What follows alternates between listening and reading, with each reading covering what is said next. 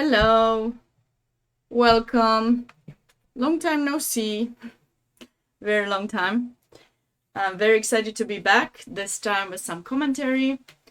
I will be doing commentary for the entire weekend for this tournament that takes place in Florida. It's the 29th edition of the Space Coast Chess Open. And this event takes place in I forgot the name of the city. But it always changes every single year. It changes. I think once it was in Cape Carnival. This time it's in Princess Island or something like that. So it's exciting. It's exciting to be back to do commentary. I'm actually doing this from home. And it's always nice, these days that games are live, so we can watch them. We can check out how the games are going. I'll try my best to describe what I think is going on in each game. I would love to interact with you guys. We will have 5 games for the moment that are live, which is pretty nice. I haven't seen the pairings yet. I couldn't get the access to where they're posting them. So as soon as I get that, I'll create a link for it so that you guys have the opportunity to see that. Until then, I just wanted to show you, actually, not that. Oh no, okay, one moment. I had everything set up, but I guess it went away. Okay, so we need to get this page, and I'm going to show you more about the tournament. So this year the organization has renamed the tournament Memorial to Alex Zelner, who was a pretty famous coach in that area. Maybe some of you knew him. I can see in the chat you're mentioning his name, so that's nice to hear. And in Melbourne, he was from Melbourne, XX.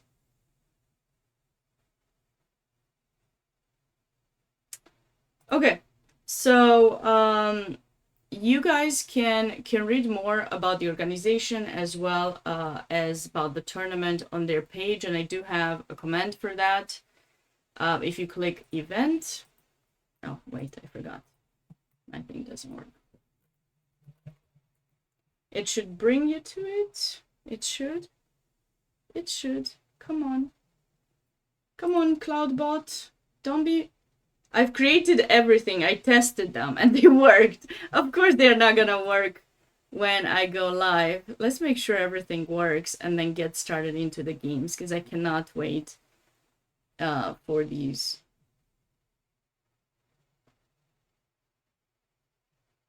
Thanks, XX. Thanks for sharing that. I have created a. Why is it not working?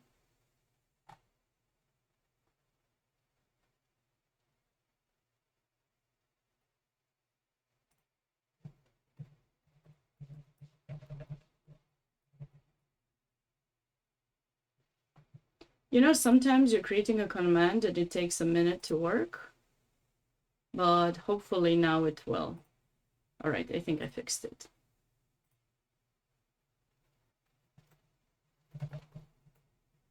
Okay, there it is. Dylan, thank you so much. How are you doing? Long time no see. All right, so you guys can find all the information about the tournament right there. And also you have a link to the games. So in case you want to follow along, or if you want to check the engine, which, I might occasionally turn it on, then feel free to do so. But now, without further ado, let's change the scene and get started with the game. So like I said, as soon as I get the the website with the standings from the organizer, I'll be sure to share it for you guys. But until then, let us get into the games. So on board one, looks like we have Piero Facundo against Vincent Stone, and they started... Oh, looks good. Okay. They started a King's Indian with G3, and then D6 was played. By the way, for those of you who don't know, D5 is a nice move as well. If your opponent doesn't want to play C4 here, you have the opportunity to actually go D5. Even you don't need to be a Grunfeld player to play this move. Actually, because white hasn't played C4 yet, and now they have the bishop fianchettoed, so of course they can still play C4, but now you can take the pawn because the bishop is here. So it will take a bit of time for white to take that pawn back. Not too long. Queen C2, knight A3 are possible to try to get it back, but I find this to be quite an interesting approach for black. To kind of, you start as a King's Indian, you show your opponent that you're gonna play that, they get ready with the G3 system, because that's probably something they usually play, and then suddenly you hit them with D5, they won't know, they will not know what went wrong. So, yeah.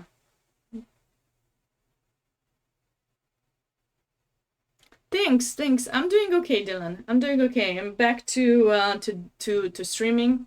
Actually, I had not my best period. I've been struggling with some things, but it's good to be back. It's good to be back streaming, and especially commentary. That's something that I actually enjoy the most. So it's good to be back with this. Okay, so looks like D6 was played and Rook E1. This is quite an interesting move for white. So he's trying to get E4 in, but he does not want to touch the C pawn because probably he will want to play C3. And there we have it. So white played C3 in this position. And the point is that you're playing against this bishop. So white's bishop is opened while you are trying to keep that one closed. And of course, white might try to go E4. It's kind of hard to stop. I don't think a move like this would be possible. Probably we can just try to trade it. And even if you trade, maybe bishop takes. We also have ideas from Queen C1, Bishop H6 after, and I'm actually liking this position for white. How does black handle these positions on Bishop D4? What do you mean, when? There's a little bit of lag. Yeah, there usually is a small lag. Okay, so Bishop D4. Not sure when you said Bishop D4 XX. Could you please tell me again and I'll go back to it? Did you mean... There's no Bishop D4 here, so I'm not sure. Oh, on board 4. Oh, I see. Okay, we'll get to that. We'll get to that. I'm trying to catch up with everything because I wasn't sure exactly if we do go live. The tournament has 10 minutes or 15 minutes delay. And so I waited a little bit for some of the moves to be played before I went live. So let's catch up with the games and then I'll... Oh, we have another King's Indian. Nice. All right. Zlotnikov Mikhail against Vukic Mladen. All right.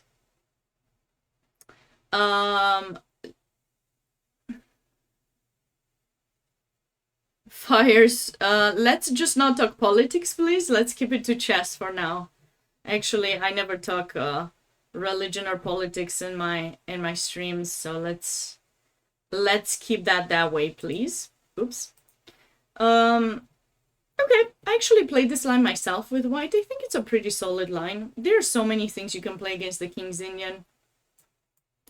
Queen A5 is gonna be black's plan here, or that's at least one of them. Or they can play with Queen C7, Knight D7, and E5. Anyways, either one of those moves eventually will play E5. It's very important for black to attack the center since they don't have any control. As for white, eventually they might play E4, but not just yet because they kind of want this bishop to be free. So with white, oftentimes I've seen plans where they try to go B4, A4, B5 if they can, especially if there's a pawn here. Okay, since we know what opening this is... Ooh, what was this? Some Sicilian. Let's go back. Okay. Alex Barnett. Oh, I haven't seen him in a long time. And Siddharth Singh. D4. Bam, bam. Najdorf. Najdorf has become really popular these days. Especially since... what's his name? famous grandmaster, top grandmaster Anish Giri has made a course on it on Chessable. I know a lot of people have been studying these, and the theory keeps growing and growing, and there's always talks about what should happen and such. Hi, Dirk, great to see you. I'm back. Sabina is back. You will see more of me now. H3. Okay, so personally, I'm more familiar with these two moves. I know this is the most popular one, and this. The bishop c4. I know these ones because basically I looked into the Najdorf myself, but I think I'm not the kind of player that's really good with memorizing super deep openings all the time. Sometimes I do when I want to, but sometimes I don't. So I was trying to play the Najdorf myself, and I knew, yes, I get e5, chase this knight away, and I will have a good position with black. Supposedly, that's all I studied, a few years ago. And then I saw that these moves, like bishop g5 or bishop c4, actually stop e5, because you're actually giving up the square, and white immediately takes control over it. So no matter what opening you're gonna study, just make sure you understand the ideas behind it, because if the opponent makes some changes, you want to be ready for that, okay? All right. Najdorf is the best. It is a pretty cool opening. What's for 01c3? It's a non-profit organization in the US. That's what it stands for. All right. So, oopsie. Wait. So h3 was played. So I'm not super familiar with this move, but I know e5 is possible. Knight e2 seems natural. h5. Okay, I guess this must be some kind of theory. Some kind of theory. Let's see what the book says. The book says h5 is the main move. Okay, so I'm learning new theory myself with you guys while looking at these games. I like that. That would be my choice too here. Looks like g3 was played too. I actually like bishop g5 because when this move is played with white, you definitely need to try to have control over that square. So you want to get rid of the knight, bam, bam, bam, and take control over that square. Eventually you want to remain with the knight in d5 versus the dark square bishop. I mean, that would be the best of all possible thing that you could do if you could, But let's see. So bishop there, queen d2, and f4. All right, so Alex, actually, if I remember his style, I haven't seen him playing forever, but he was a very aggressive player, so I guess he kept that.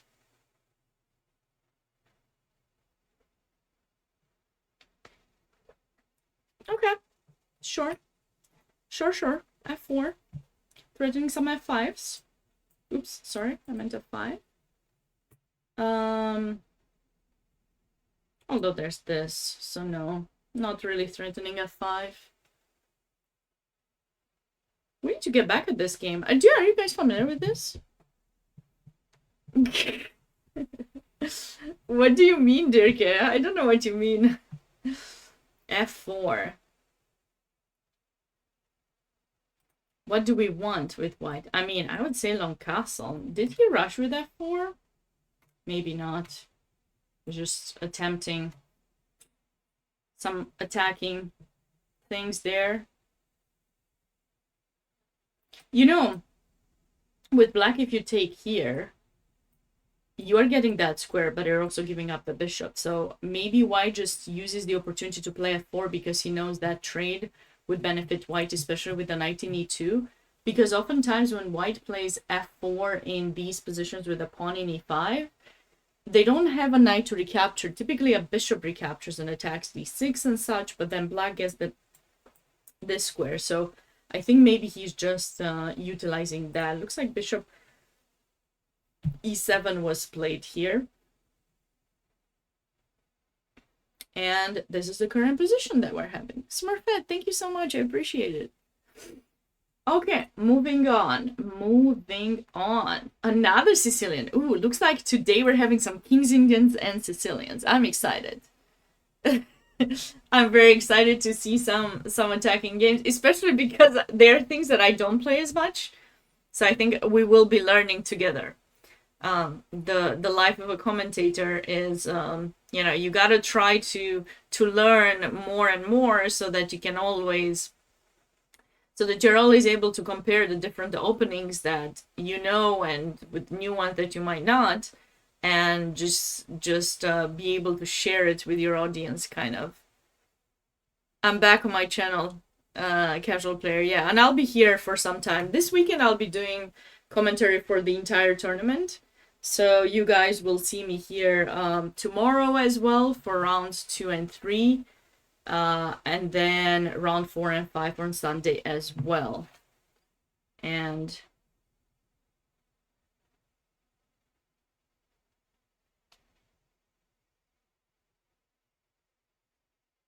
looks like I'll be receiving the pairings and standings website soon, or at least the picture. That way I can share it with you guys too, so that you know what. Okay, it's round 1, but anyway, so I'll be here, and then next week I'll also be doing commentary for the middle school championship. But that one will be on US Chess Twitch page, so I'll be here. Thanks, Jeff. I appreciate you subscribing. I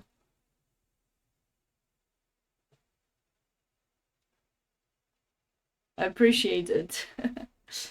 Okay. Yes, I played against Caden Trough myself. So I'm trying to combine you know, training and playing with getting back to streaming, and maybe I will become one of those streamers that streams my games as well, but not for the moment. I think I'm still feeling kind of shy in sharing my games when I play, you know, because I don't know why. I get very, very upset when I lose. But I guess people like to see that, so maybe I will be doing that as well eventually. Thank you, Dirke. All right, so takes G5. So far we got another sharp. What's his name was this? What's the name of this one? Is it Khan or looks like a Khan? Okay, G4 and G5. So knight H5 is gonna be black's move. I anticipate that's where, I mean, you don't want to go back to G8. And I think I've seen this kind of a game not long ago, but someone had played it quite badly, and actually white ended up winning because of the D7 pawn. But here black should be fine, because he's got some b4 coming in. You can't push. I mean, there will be pressure here. Rook c8 is coming. Black didn't castle yet, so he can afford keeping the king in the center to protect d7. So I think it's not too bad, right? This position is not too bad. Okay. Bishop e2 and f4. Yeah, I like that idea. Sure, for white. I thought king b1 too is part of it. You have to be careful though, casual player, because if you play bishop e2 and then b4, you have to meet it with knight a4, but otherwise you could actually bring the knight here. So you have to think where you want that knight to go, you know, because sometimes people, I think, they play it a bit too soon, maybe, no? I mean, I could be wrong. I could be totally wrong, but I don't know. It feels like that is an option. All right, moving on. Moving on to the last game that we have here. Troy Dali against Ritesh Sataru.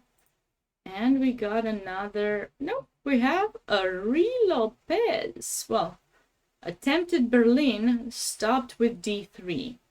Okay, here. Rook e1 seems like a very natural position. Actually, I see my students playing this quite a bit. I don't teach them to play knight f6 in this position. I've had one or two that have played, but you can actually probably get this position by playing bishop c5 too. And what do you guys think about this position?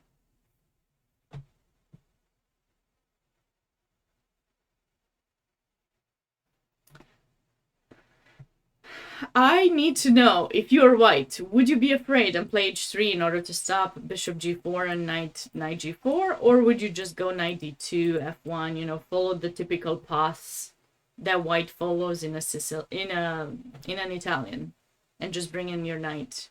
Which one of those would you do? That is what I want to know, because it's, I don't know, it's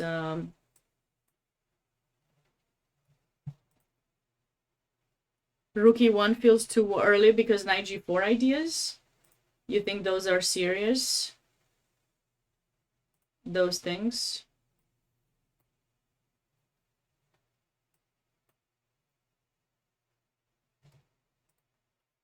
I mean,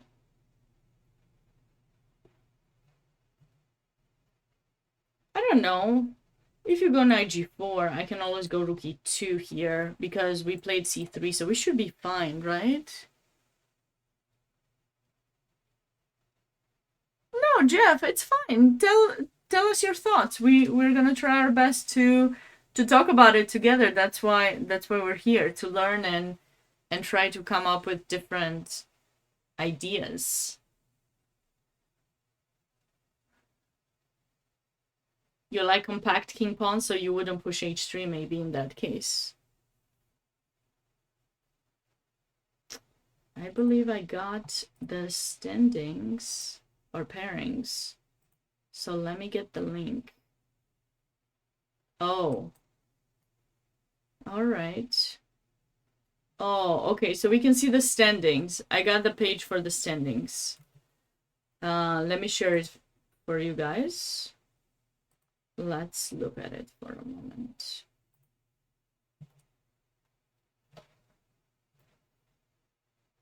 What? Okay. All right. Let's look at the standings.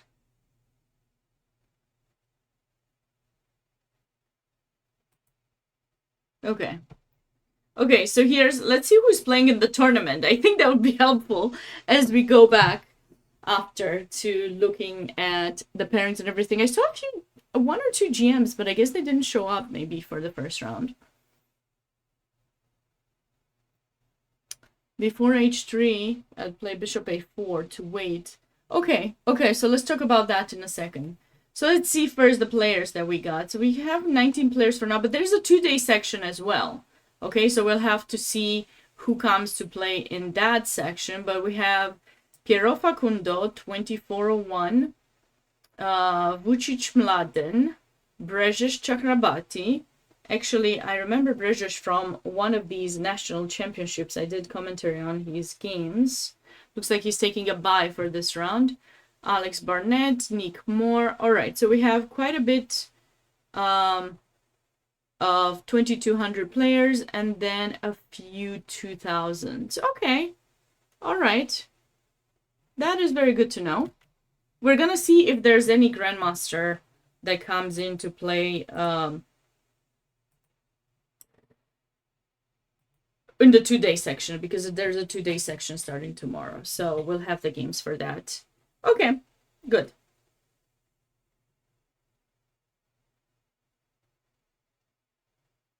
All right, back to the position. So you guys were saying that you would play bishop a4 and try to have the bishop back, but there's no threat to your bishop. With the bishop in b6, I think there's no threat, and you have c3, so I don't believe there's a need for white to necessarily go there. I think it's important for white to get to develop these pieces, you know. Just get those pieces out. Oh, okay. So you're trying to send me the link. Oh, okay. Thanks, X Narcissus. Let me see. I'll post that link. Just a moment. The link. Yeah, okay, so I knew there were some Grandmasters. All right. Thanks for sharing that. I thought I got that page at some point and then I lost it. All right, I will share that with everyone. Here it is for everyone. Oh, wait, it doesn't.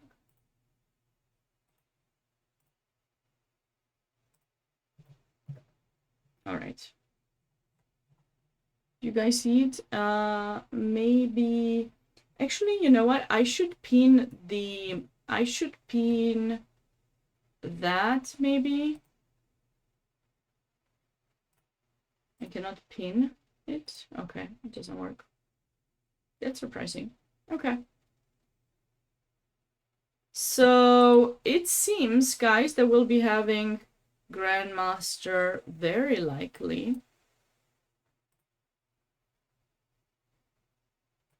Grandmaster Zhu Chao joining possibly tomorrow. I tried to pin it. Oh, you know that. Yes, I use that quite a bit. So Zhu Chao might join the 2-day schedule. Venkat Rangav is gonna join as well. Brijesh Chakrabarti. Okay, so it's gonna get a bit stronger than it is right now, which is nice to see. I've seen Grandmaster Zhu Chao play in the US quite a bit, so looking forward to seeing his games. I actually played against him last year and did not do better. But it's okay. It's okay. It happens. Live, right? Okay. So let's see. So you guys were saying here bishop a4, but we went back on it.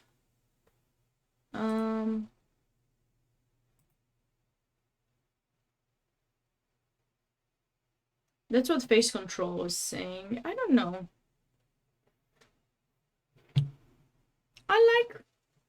So it looks like he played h3. He wanted to avoid that bishop g4 and knight g4, and like casual player was saying, probably rook e1 might have been played a bit too early, but he probably played it to get in the knight because that's basically what you want to do. Actually, there are other plans in this position that I think white could try to do here, and that is to play d4. Because, you know, that's why he probably covered his pawn, because now he can try to play d4 and he will have 2 pawns in the center. So that's another idea that you can try to achieve with white. And maybe that's why he did this. Because with the knight in d2, he's actually blocking his queen from controlling d4, so he won't be able to play it. But this way, he actually, after h3, he actually might be threatening to play it. And after knight e7, he did not play it. Okay, I would have considered this move quite a bit because, you know, you're... No, I like it. Nice move, occupying the center. We'll get the bishop out after.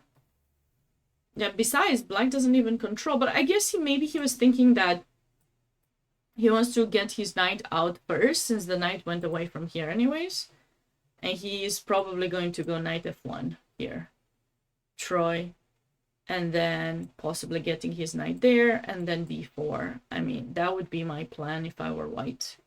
I'm not typically playing e4 very much. Only when I, you know, stream sometimes. Blitz games. But I like the idea. Alright, so far... we got 2 Kings Indians, 2 Sicilians, and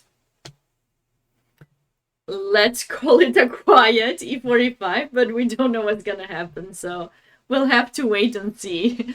We'll have to wait and see. Let's circle back to our Kings Indian and see what came of it, because we stopped here when white played the move c3.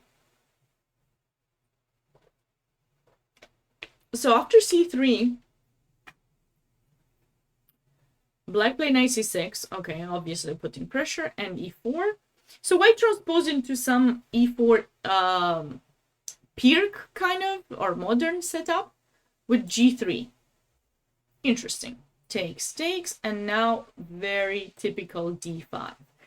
I always tell my students when I teach to be careful about the center. And whenever you see your opponent having 2 pawns in the center, just make sure you find a way to attack it. You can't allow those pawns too much, because then they start pushing you back, and you need to create some kind of resistance against them. So d5 seems quite typical. And actually, if black manages to get that move, he might actually have a pretty fine position.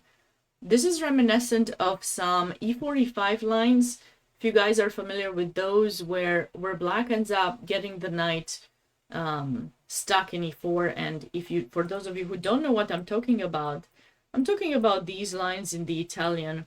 Here, bishop c5, c3, knight f6, here, here, here, here, takes.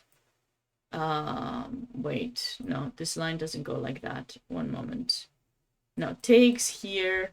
I think I'm thinking about something like this. And then d5 or something. Or the other line that I was showing, e5. D5 is the move, my bad. So not knight e4. I was thinking, like, what am I saying wrong? D5 is the correct move here. And then the bishop goes. It's not so good to take. And then you go here, and then they take, right? So this kind of pawn structure, as I was telling you, it's important to kind of have some knowledge from various openings, even if you don't sit there and memorize everything. But just kind of see the pawn structure. It can help you actually figure out your plans and what you might need to do and such. So very important to keep in mind, to compare things that you already know. So in these games, usually at some point white tries to get rid of this knight, but somehow I feel that black's knight stands pretty strong. Let's see if black's knight here is gonna stand as strong or not. Oops, I pressed something wrong. So knight c3. Okay, I was anticipating that. Now let's see, can we hold on to the knight? Bishop f5, for example. Could we play this and try to hold on?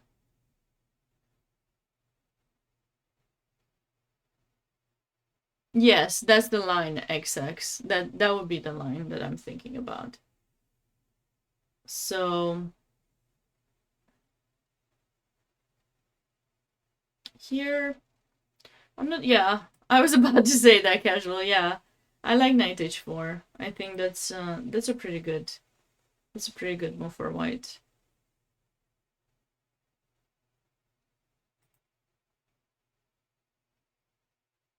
So you have to probably take, not to lose material, gotta take back and then move the bishop.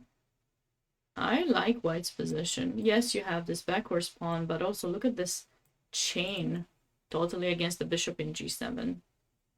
And bishop e4 is not possible, just take, so you might need to go back to e6. And to tell the truth, I would go aggressive here because the center is pretty much blockaded. We can defend this with bishop d2, and then white would get some kind of attack.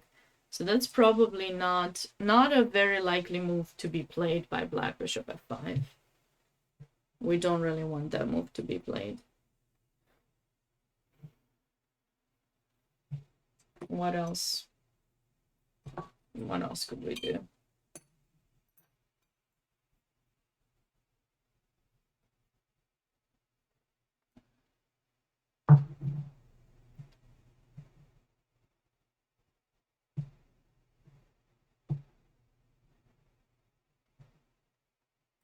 We probably have to take. If we don't go bishop f5, we have to take. So we have a similar pawn structure, just that now white is not ahead with knight h4. So, and also we don't need to play bishop e6. That's just doesn't make sense, right? If black manages to play b5 and knight a5, yeah. Yeah, if they go knight a5, they just need to go knight a5 to make sure white doesn't play c4. And then we need this bishop to be developed. I would put it in g4. Maybe we should go bishop g4 first, actually. Try to get the knight, put the pawn on white, knight a5, and then just come to put pressure on the c pawn. This would be a plan for black that I could consider here, actually. Okay, so this actually was played. This is the current position, so we'll see what black chooses to play here in this position. But, you know, I've played these positions with black, and it's a bit uncomfortable. So he needs to rush with knight a5, for sure. I can't decide whether I want bishop g4 first or not. If I don't play, maybe white can consider h3, and so might be tricky.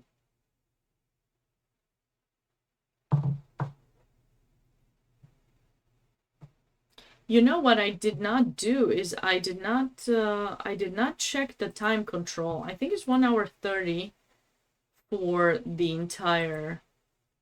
Let me double check and I'll let you guys. Yeah, 1 hour 30 with 30 seconds increment. Yeah, okay.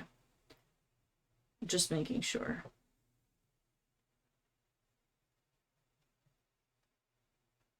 Oh, in Melbourne. Yes, you're right. It takes place in Melbourne. You knew it. I didn't check the location because I didn't go there. So anyways, hi Eknor, welcome. Thank you all for joining. I appreciate you being back. I promise you'll see more of me doing commentary. Okay. So this position will have to wait and see after bishop c3 how does black plan things. Okay, Facundo is certainly doing much better. He's 1 hour 25, barely used any of his time to 1 hour 6. This is not a good sign. When you start spending a lot of time against a strong player, it's not a very good sign because they're already stronger, and if you also don't manage to hold some kind of time against them, it might not be so easy. All right, let's go to the next game as well. So this one got a different kind of pawn structure, more typical of a King's Indian. Where is Regina? Regina is here. She's sleeping. I'll probably bring her to say hi in a bit. E5, E4 was played. So it looks like black did not go queen a5 or queen c7. He went knight d7 directly to go for e5. Then white played e4 and wanted to meet e5 with eventually d5. Usually with white you can hold on to playing d5. You actually want to, because when you commit with that, then your plan will be on the queen side and then they can start planning f5. That's why white tries not to push that pawn too soon. White also has the opportunity to consider capture here, but it seems that after rook e8, white played first h3, of course, because now maybe this is an option. I don't know that this would work. I mean, it would work here, here, here. And then probably white would have come back to d2. Because you're trying to kind of win a tempo. So you developed your bishop now. And you'll have ideas with queen c1. And he's blocked his own bishop. So that's basically what you want. That's why black doesn't play it there. But white still tried to avoid. Queen a5 is typical. And now white has decided to blockade the position. I'm actually surprised black did not take. I think taking is perfectly fine. And then I just don't like the queen in a5. Why did he go queen a5? I don't like that move. It seems a bit odd. Well, I'd rather put it in c7. That's where the queen usually belongs to. C7 in this case. When you put the queen to a5, actually, with this kind of setup, you might actually attract some b4, so you have to be careful with black. Should we close the center against the King's Indian? You actually have various ideas. There's no right or wrong or super good or less good. It's a matter of preference, I think. Some people prefer to play more close positions. In that case, they would go for d5. Other people prefer to hold on to the position, and you can do so. Getting your queen out, probably here to keep this protected because there might be a threat to capture, and then that's hanging. And then you can put the rook on the d file, e file, and just kind of stay a bit longer. And like I said, you also have this plan as well. It depends on the variation. Yes, it depends on the variation. I agree. But wait a second. So if you're asking me about the capture, knight takes. So you don't need to be worried because that pawn attacked twice is also protected now from this bishop too. So we're perfectly fine with white. Queen c2 is just in my mind, the way I view things is whenever you have a bishop fianchetto here in the King's Indian, you try to keep the position more open so that you're not totally restricting it with d5. I mean, you put the bishop here to kind of look towards the center and the other side of the board, but in the same time keep your king safer than it would be just with the 3 pawns in front of it. So the bishop here has some benefits. Also, it's not bothering some other pieces. Oftentimes it's placed in e2 or d3, more often in e2, and then you can't do anything on the e file. So it has some benefits and less benefits, I guess. So usually I put the queen in c2 in these lines with c6, personally, but queen d2, you always have to be mindful about that. Maybe here it works. Maybe it works. But usually you have to be careful about that pawn. That's why this... Also, potentially, if you don't block the center, you have options to trade, you know? And so the queen here, if you're considering that could be an option at some point, the queen here does not stand so good because the file will get opened right on your queen, you know? That's why people tend to put it on c2.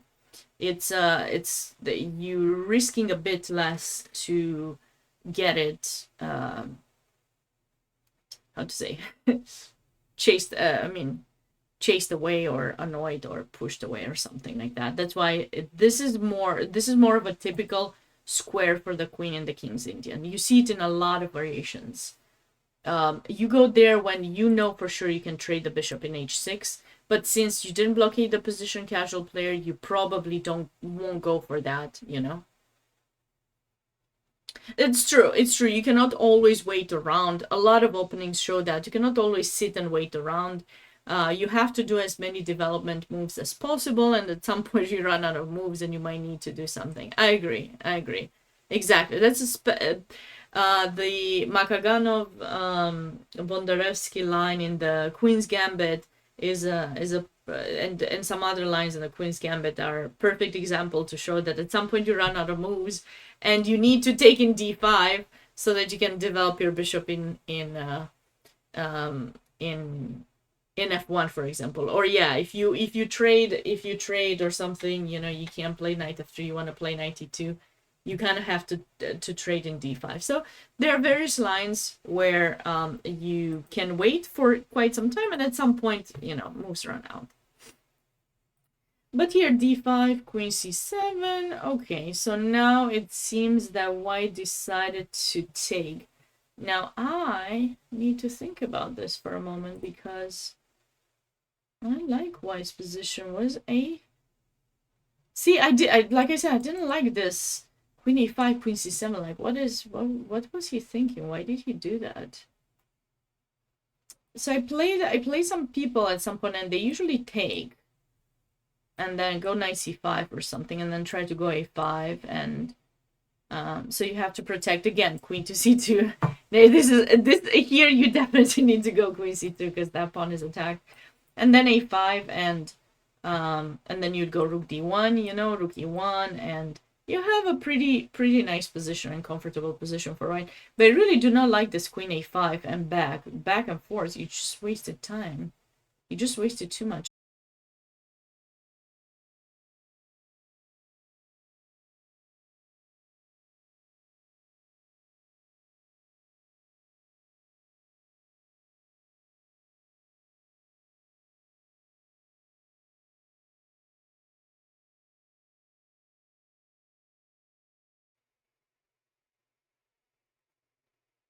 Okay, I think we're back. Sorry about that.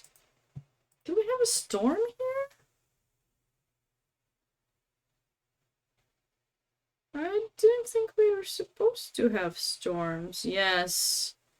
Oh my goodness. I will have to get the internet directly into the computer. That might work a bit better than to use Wi-Fi. We'll see. Let's hope this doesn't happen again. Okay, so this is the current position, queen d2, and I personally like white very much because that pawn is weak. Knight c5. Wait.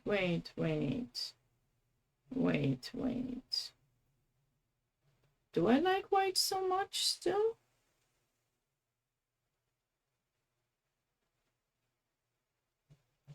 Actually, white might have rushed with the capture. White could have maybe considered going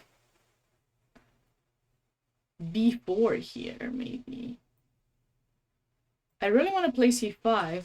I've played something like this in the past, and then c5 was played, and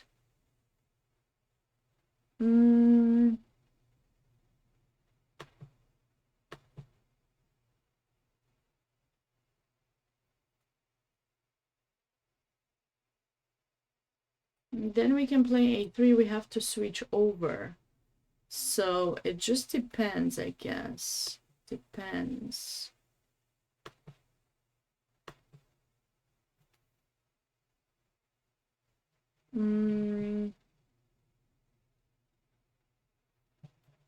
So he couldn't go there. Okay, all right.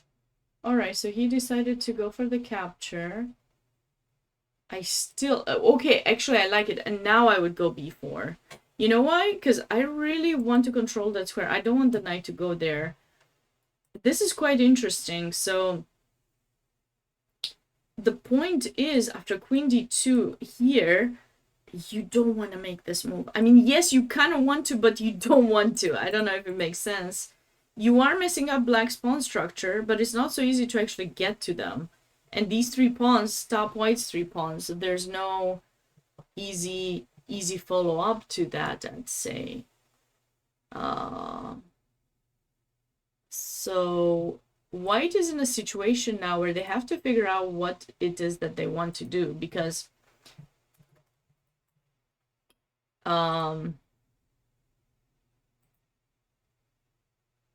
yeah, we're controlling the position pretty well with black, right? So what do you guys think? Whom do you like here? 91 was played. I like this move, possibly considering 93 to get rid of the knight, or just get ready to potentially attack that. But, you know, a big thing to keep in mind and to remember is that in the King's Indian, you actually want to keep your dark square bishop. You don't want to give up the dark square bishop. It's an important piece that you want to keep for white. So this is pretty important for you guys to keep in mind, because, you know, you might end up playing it. So all right.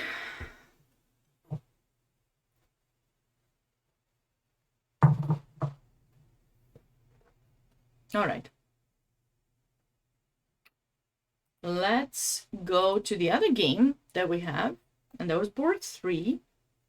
We stopped after f4, and we said that we liked white's, at least I liked white's attack there. Bishop e7, f5 was played, bishop c4. Maybe f5 was a bit rushed, but let's see the current position. So white forced black to give up the light square bishop, which is actually in white's favor, because that bishop was controlling the outpost. So now white should try to find a way to get the pieces towards the outpost. But I do not know what this move was for. This move seems just to invite knight c5. It does not seem like a very useful move for white, because you'll have to move the knight. And there might be things happening here on the c file. With b3 being played, white may have overthought this position. I don't like b3 at all, I gotta tell you. Actually, f5 neither. I didn't like it in the first place, and I don't like it now. I don't like it even more. But he probably has to do it since he played that. But definitely b3. You have to be mindful with this move. I've seen many sacrifices, many captures on this knight in c3 and Sicilians and similar things. So that's something that you guys should keep in mind.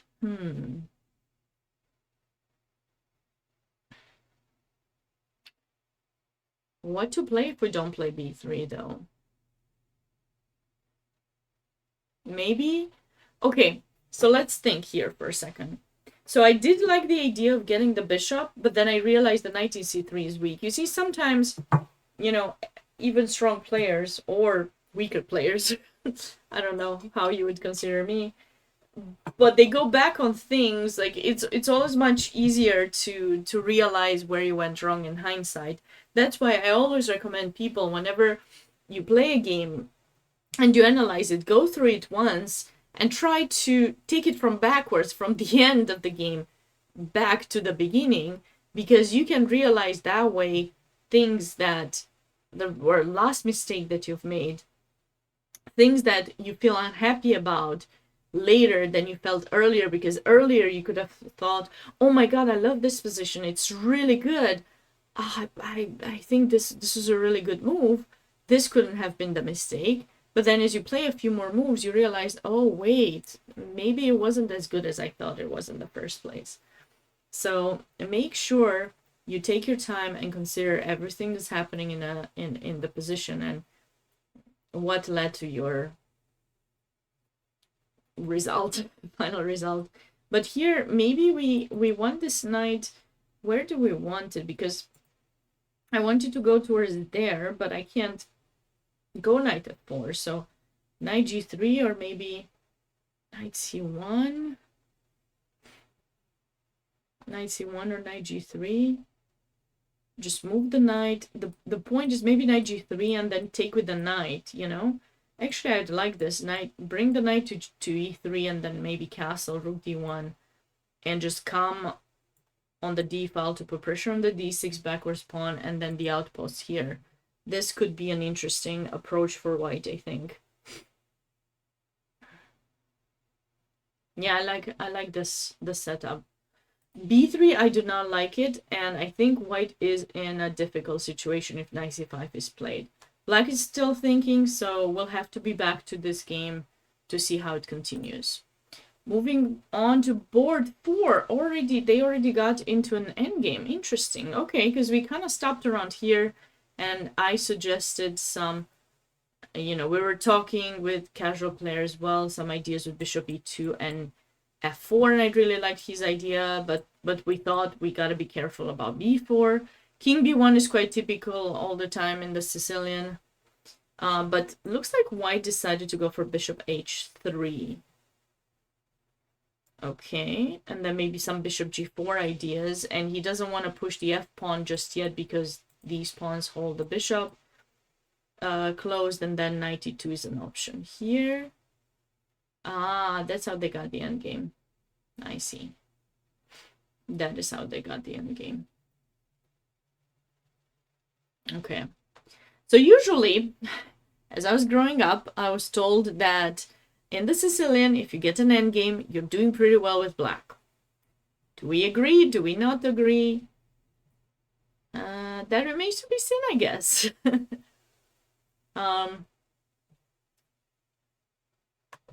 That pawn is weak, but so is this one. So, do we go rook g1 or rook d1? g1 is more natural. Rook d1 is also an option.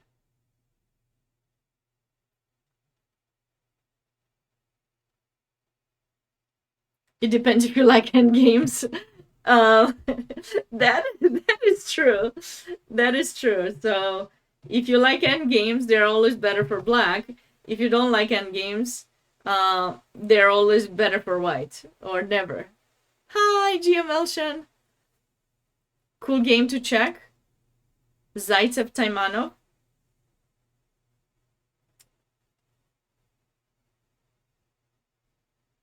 I will check it. Do you have a similar structure? Okay, I will search that game right now on my phone. That way maybe I can show it.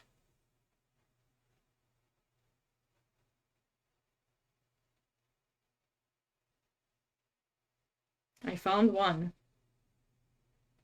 I found it. Nope. Wait, is he talking about this game or the other Sicilian game of Barnett? Which game are you talking about, Elshan? Are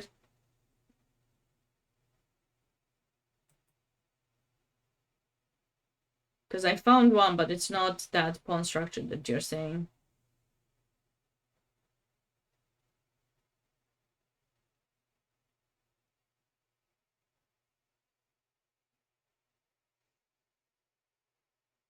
Well, you know those guys have played quite a bit of games against each other. Anyways, I'll check it later. Okay, and then this game. Okay, this game followed the path that we suggested. Okay, h6 and d4 finally, as I told you guys, White was planning to do that. Okay. Oh, 1962. Okay. All right. All right. Let's check Elshan's game.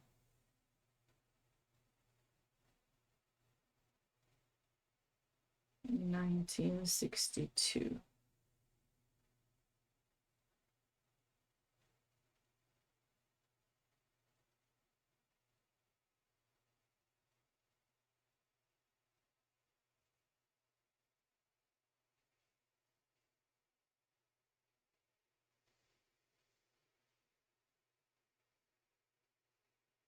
Your memory's fantastic. That's great.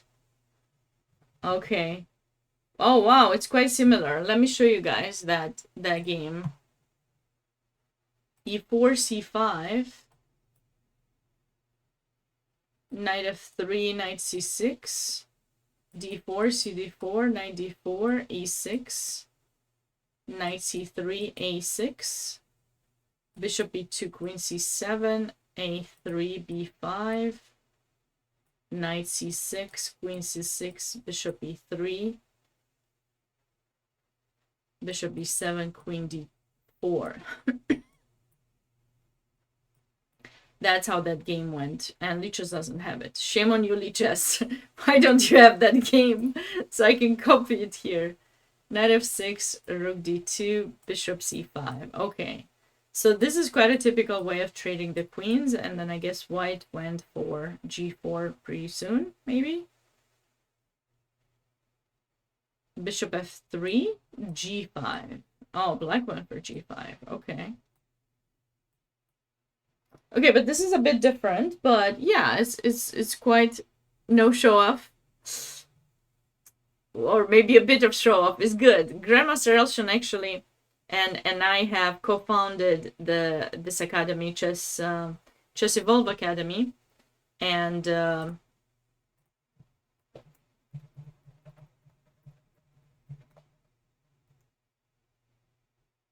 I think there's supposed to be a comment for it, so you guys can read more about it over there. And we are teaching classes online, but also we'll be working on some new project together, which is nice. And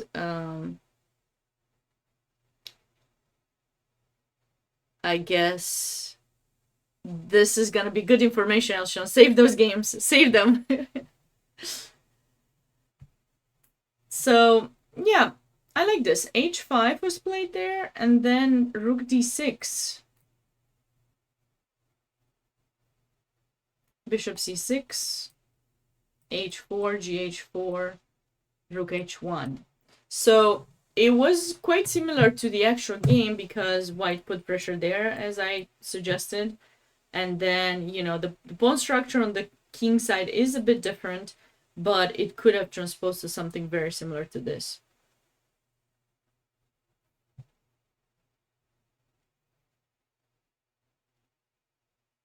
Cool. All right, so now we know where these guys might go to. He actually seems to have played rook g1, so the pawn structure was a bit different on the king side, but everything else, of course, similar. Also, bishop c5 idea was played in that Taimanov Zaitsev game, and you guys can check it out on your own as well if you want to see the whole game. You will have to just do a Google search because Lichess does not have it here, but really It's really nice. It's very important to have classical or knowledge of classical games. Like Elshan here can come up with, you know, games that if you watch and after you play something, it can give you new ideas on how you can improve. Or maybe if you saw that game before, maybe you would play faster when you're playing your game. So thank you for that. Thank you, Elshan, for sharing those things, and be sure to follow him as well. Maybe we can convince him to do some commentary together again, or maybe we can convince him to go back to streaming. That's the plan that we want eventually to happen. But it's hard to convince Elshan, but maybe we can do it together if you guys like his insight. Yeah, so like this game, not much has changed, just rook e8, and probably now because there's gonna be pressure here, white might choose to retreat to bishop c2, and then Mr. Cool Dude, yes, he's definitely very cool. Bishop c2, and then white will have to decide something in the center.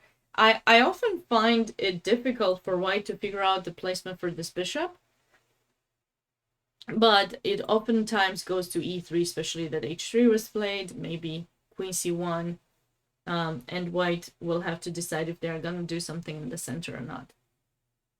So it remains to be seen how that game will go. Let's go back to this one. This was that King's Indian transposing to some kind of Caro-Kann setup. So black did go for knight a4, knight a5 directly. I was debating between that and bishop g4, but looks like he decided to go for that and bishop f5. So he wants to keep the bishop. I'm not sure how good that idea is because knight h4 is always an option. And then you're going to go right back. I would have personally put it in g4 and then played e6. That way you're stabilizing the pawn structure there. You stayed with your good bishop. That's going to keep your king safe, and then you can focus on that pawn. Queen c1. Notice that white places the queen c1, not d2. If you go queen d2, there are ideas with knight c4 coming in with tempo. But like this, you want the same thing, just why let him come in with tempo, you know? Rook c8, bishop h6. Okay, queen c7. So, don't fall for this trap. Oh, no, my pawn. Of course, that's not a free pawn. After knight g5, black is going to get mated. So you cannot fall for traps like this. Your king is much more important. Those trades don't really work out, so please don't fall for those kind of traps. Let white capture if they want to. You don't want to help them bring in the queen over there to attack you. So queen c7 is the right approach. Now they want to take, so white will have to come up with some way to save that pawn. How is he gonna do that, actually? It's not so clear.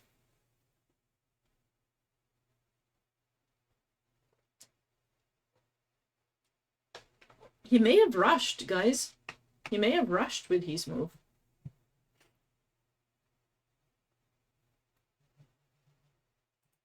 White may have rushed. So bishop f4 I like. Maybe he rushed with these ideas. Hi there, GMC.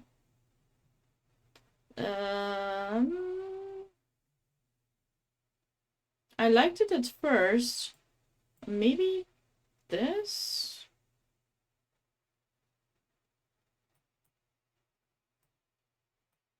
Okay. This one was played, sure. But you know... Okay, so he's keeping pressure there. So if you take here, he will trade and probably take in e7 and then come back with the queen and just be a bit... It might be a bit unpleasant. So I don't think you should make that trade. You should not make the trade. You should not give up the e7 pawn for the c3 pawn.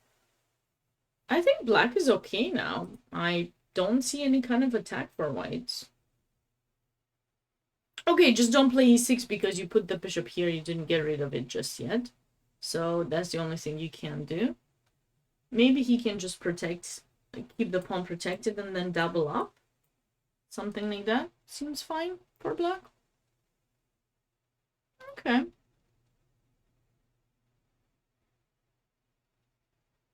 All right, back to this position. So remember when I told you that I think white may have rushed, or maybe not rushed, but b4 was my choice in this position because I didn't want to allow knight c5. Because you know you don't want to take it. Once again, for those of you who may have joined later, you don't want to make this move. Even if you're messing up his pawn structure, you can't attack them easily, and you're giving up an important piece in your position, and that is the dark square bishop. That's a very important piece that you want to keep on the board. So knight c2. Okay, he's coming here to control that square, because black, yeah, that was a good move for black.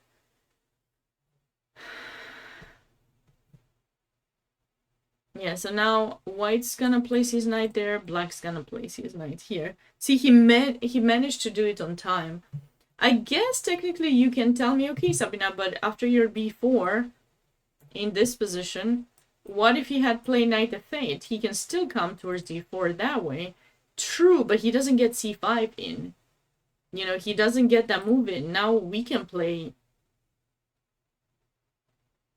c5. I think. I like it. I like this move. And then I would get my knight over here. Then, you know, we can infiltrate d6, d6. That's my view. If black plays c5 here, that's another story. If black plays c5 here,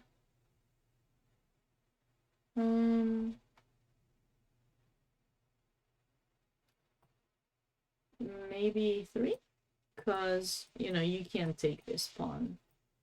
This cannot be good. We got knight c7. So this is what I would think would have happened. Instead, black's gonna get his knight in d4 as well, and I think it's back to being a balanced position. I mean, white's a bit more comfortable because he doesn't have a pawn on d3 like black has this one, so this one kind of restricts black's space. But other than that, I think the position is quite equal. Let's go back to our Sicilian there, where I told you I don't like the position at all because I felt that this got really weak. And queen d3. Oh, looks like black did not go for this move. But I thought this move was kind of gonna win a pawn. No, where do you move the queen? So let's just say you move it to f3. Maybe I miscalculated. I thought black would take this pawn. Maybe not. So I thought this, and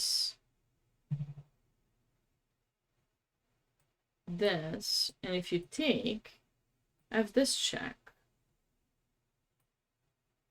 What am I missing? If you don't take, you take here, I take here. I mean, I win a pawn, no? Black would have won a pawn.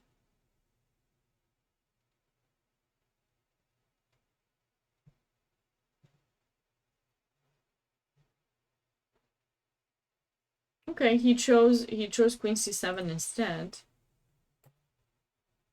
And now white's done the right thing, just retreated.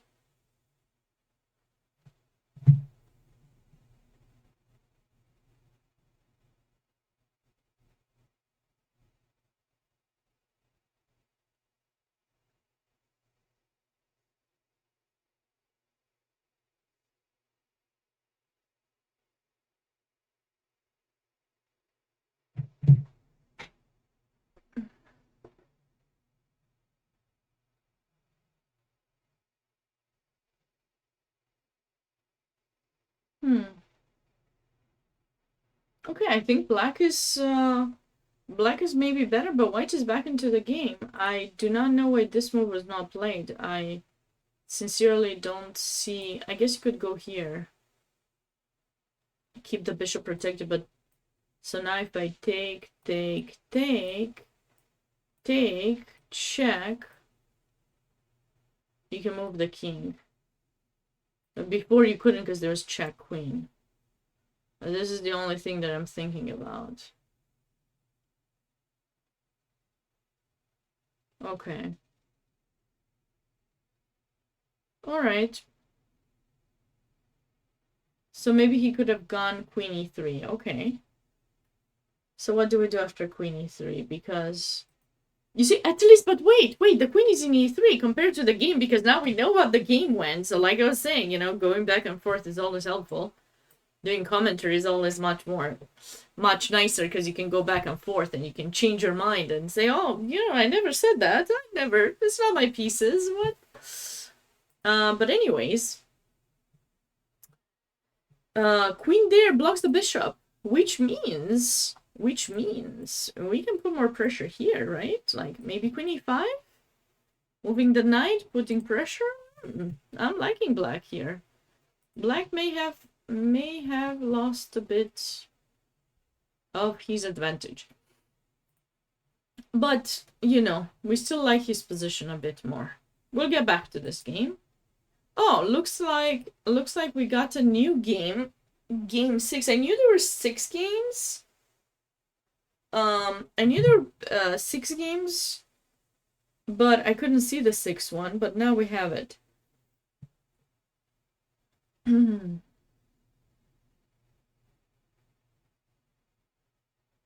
All right. So looks like one of the organizers is actually playing in the tournament. Okay. We definitely need to look at this game. So Peter Dyson is playing in the tournament, and then he's playing against Theodore Slade. I've seen Theodore have quite a bit of tournaments in Virginia, actually. So they played some kind of unorthodox opening. I don't know what name this one would have. Some kind of try the Catalan, but then b5. This is actually quite typical. White does that move, does play b4 against King's Indian / Grunfeld for quite some time. So, yeah. It's good to know. It's good to know. It's good to know. Trying to stop c4. And a4, I like a4 from white, definitely, because you're trying to get that pawn away. He can't support it with c6 or a6 yet, so he's gonna go here. And now c4. Love it. I like this for white. It's a nice kind of way in giving yourself some space. Black may think they tricked you, but they didn't. So now if black doesn't take, I would love to play b3, and I think white's position is pretty comfortable. So he took... Oh! White took with the knight. Oh, or... Okay, I was thinking with the pawn first, but I actually like it with the knight too. I was thinking with the pawn and then knight d2, c4, bishop a3, traded bishop. But let's see, with the knight... The knight could be good as well. Bishop d6, knight b5. Okay. Queen c2. Oh, fancy. Peter is pretty aggressive, I see. Queen c6. He didn't want to take the bishop yet. I guess he can take it the next move, so it probably doesn't matter. So I guess you can take it here and go queen c6. I wonder if he thought that if he does that, that would be queen b6 and he can't take because his queen would be trapped. But looking at the position, actually, I think white could be fine here.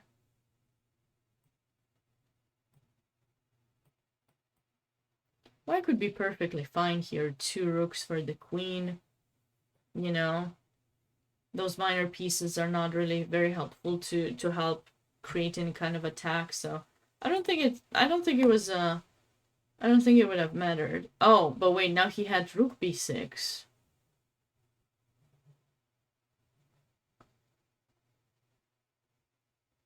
Actually, black could have played here too.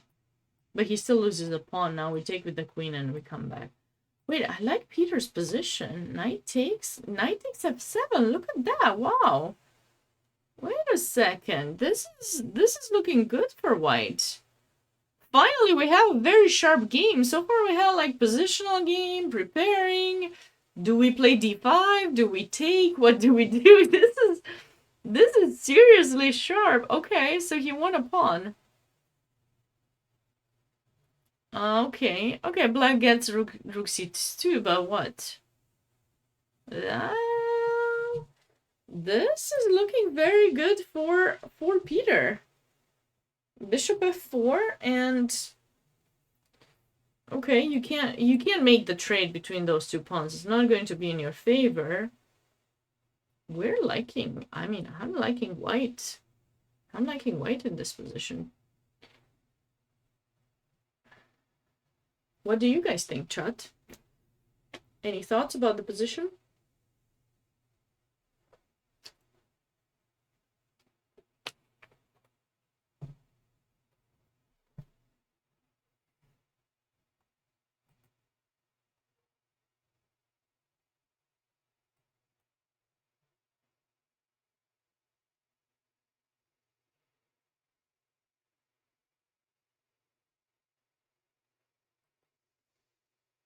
No thoughts. Okay. No worries. No worries. We'll be back to this, but I feel that black has messed up somewhere there. Queen c2, maybe this a6 was a mistake. Maybe bishop b7 had to be played. Just, you know, okay, you give up that bishop, but at least you got your bishop out. You're not gonna lose anything. a6 may have overlooked the move knight takes f7 potentially, maybe, by Theodore. All right. Okay, so wait. We've had a couple more changes in this game. f6 was played. So white, I don't think that was necessary for black. This seems more like helping white in a way. Queen c1.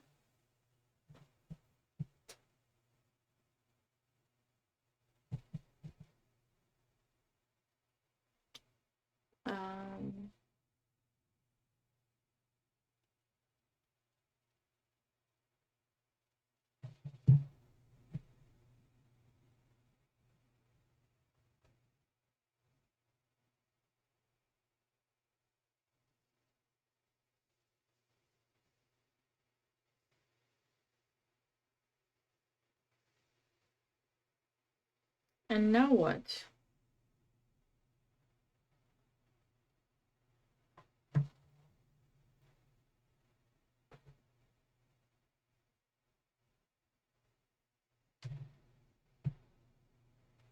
I don't know, f6?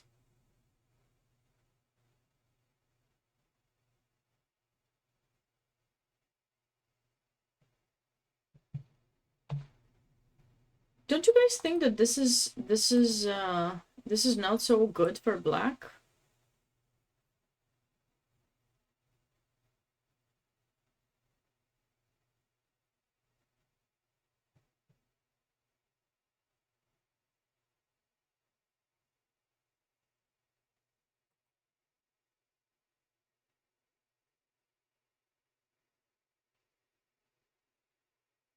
I mean, I know f6 is typical, but in this situation, he may have rushed it because now the way white is set up, this is what's bothering me. This is why I don't want f6. Why I didn't want f6. This will be something that black will have to deal with, and it's not going to be easy. So he may have not chosen the right thing. Okay, so this, not much has happened in this game anymore since we last saw it. King d1. Wow. This is something unexpected. Okay. So white is thinking, I can't castle short, I can't castle long because I lose here. Let me do a king march?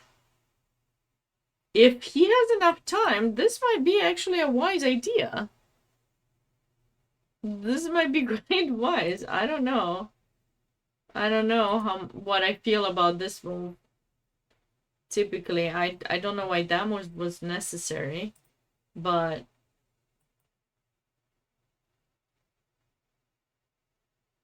what else could white do in this position?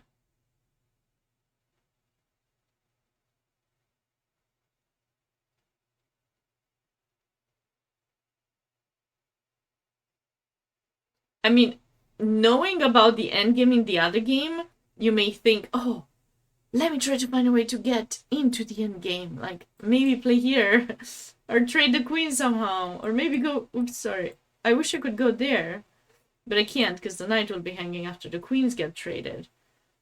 And maybe you can just chase it away with b4. Okay, this is deep. This is a deep idea. But I don't think black should worry in this position. He can probably just castle and bring the rook into play.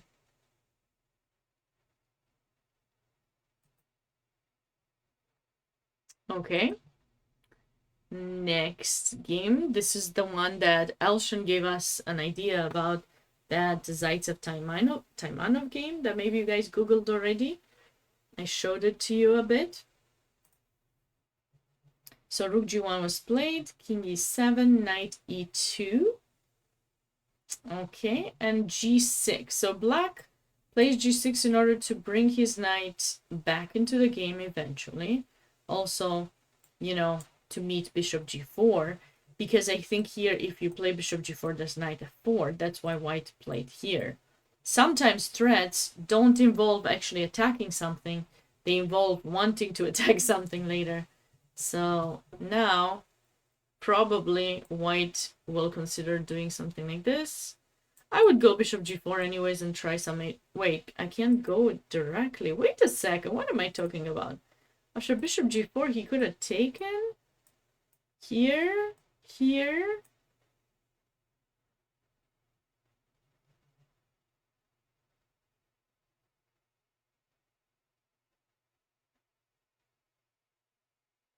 Yeah, bishop g4 wasn't a threat yet.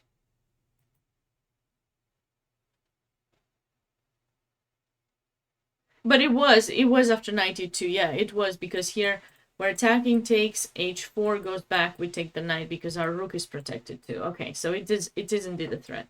I panicked that I'm telling you silly things. No, he was correct. The knight protects those squares, the rook and f4, so now bishop g4 would be a threat, and that's why black probably played g6.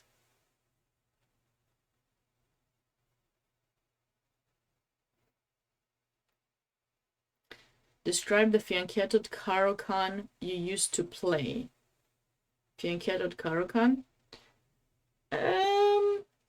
It's just basically like, it's a combination between Caro-Kann and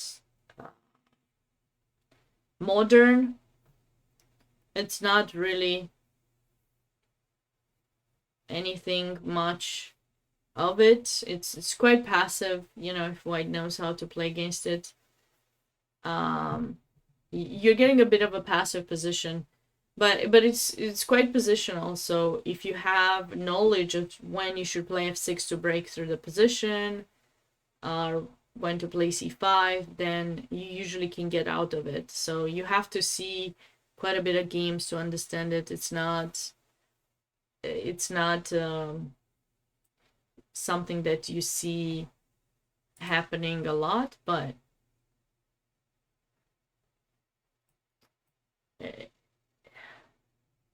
it's quite tricky, you know. I think mainline Caro-Kann is probably the best. That's what you should play. But this one is what I've tried in the past. So you kind of play it on different move orders, and when e5 is played, you would play f6. Basically, that's the point of it. So it's a bit, I'm saying it's positional, but it doesn't respect the principles immediately, but it does eventually. So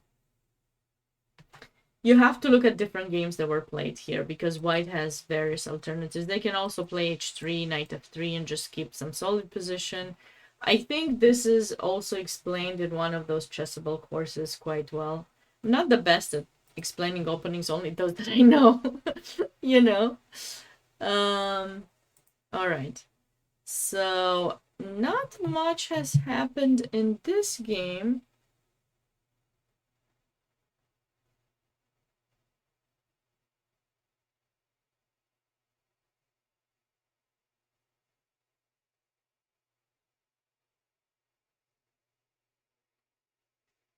Not too much. And then here, ooh, we have a few more moves after rook c2.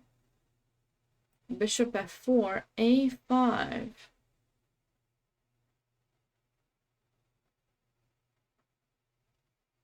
a5. So why I why did black do that? I guess he wants to play bishop a6, but this is not looking good for black. It's getting worse. Rook there. And white is getting quite a bit of activity. So the cow opening, I think it was the opening that Anna Kramnik came up with, but I forgot what it was. Can you tell me what are the moves?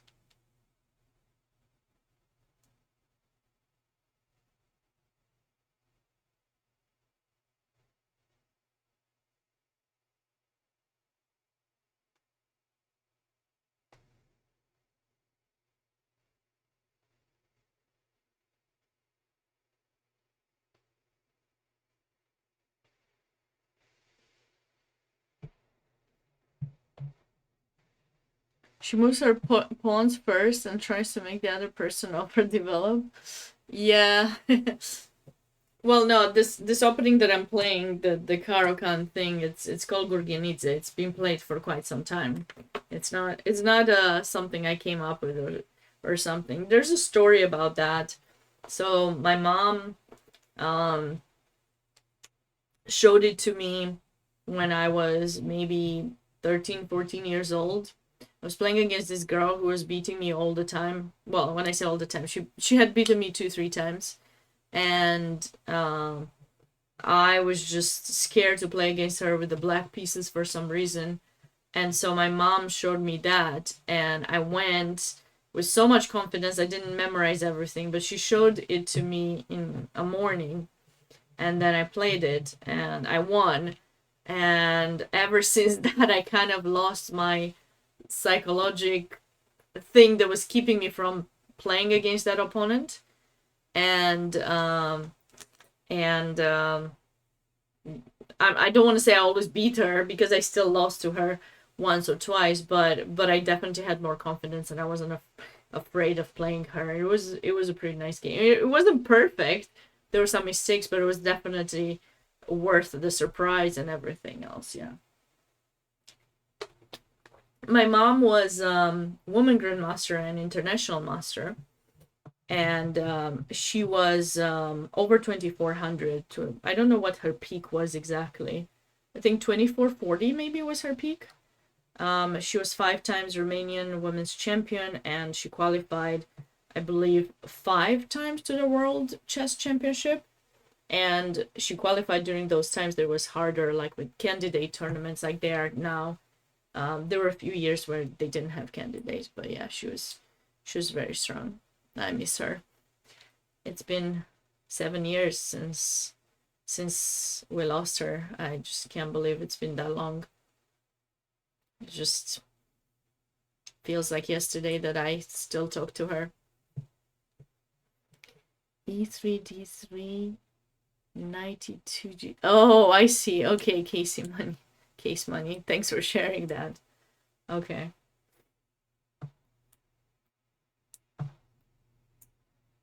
All right. So let's see.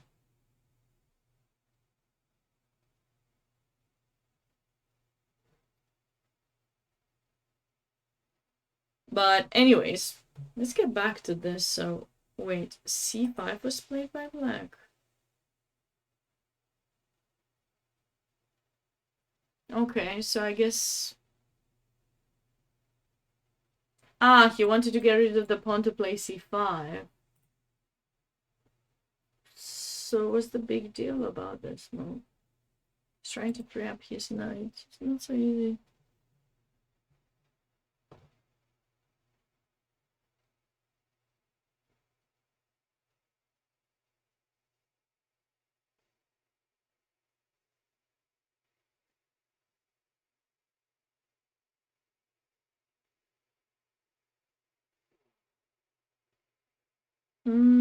What to do here, guys? Should we take? I think we can take.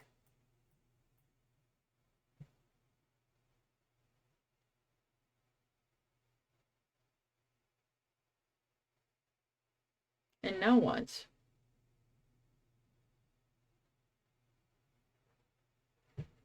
Should we just go rook c1?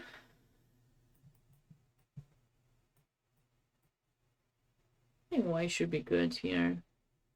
Just gotta figure out how to progress further. Maybe here. Get the knight in. And you want to support the a-pawn to promote. I think this should... This seems very advantageous for white. That pawn is gonna be really hard to stop. So you're giving one of the pawns back, basically, but you don't need two pawns anyways, they're doubled. I think Peter definitely has some chances here to win, and he would be you know, beating a stronger player, so that would be good for him.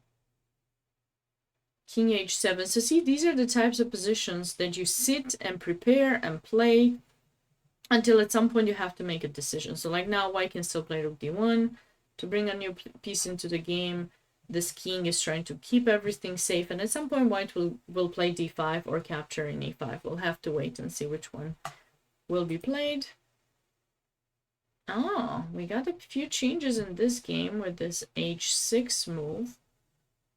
So the trading of these pawns, would it be beneficial for white or black? What do you guys think?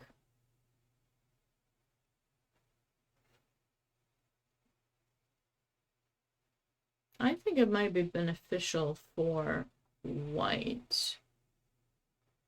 Or maybe for black. Actually, for black.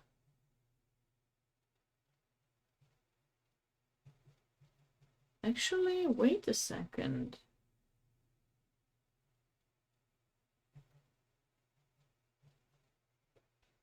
This position is getting actually really good for black. Because I don't think I can play f4.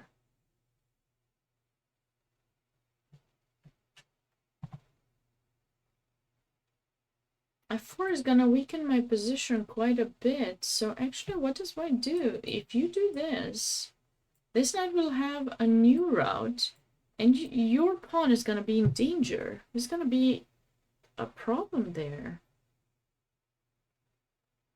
Bishop stars, long time no see.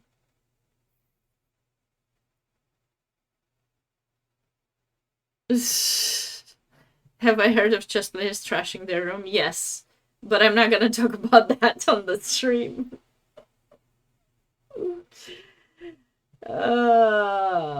Controversies. I know some streamers do that, it gets them views and popularity. I prefer to abstain from that, considering the different kinds of jobs that I've been doing in the past, you know, where I have to talk to different people, maybe even interview them. So I think it's a wise decision to try to avoid talking, you know, bad things or, you know, trash talking people that you might need to at some point have a discussion with. I don't know how those would go, so I try to abstain from those kind of talks.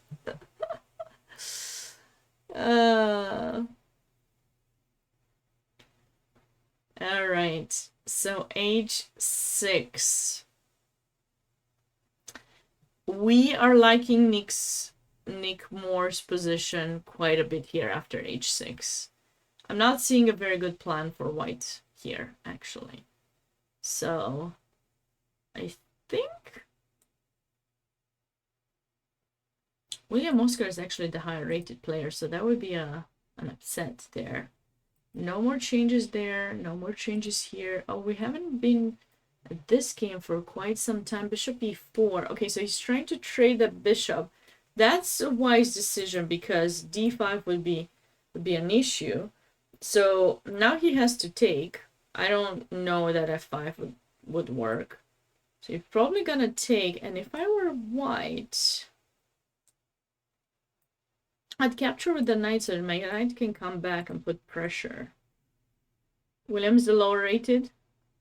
Oh, I see. Okay, so probably they use USCF, yeah. I see. Okay, they use USCF rating. So I guess probably William just has like higher FIDE.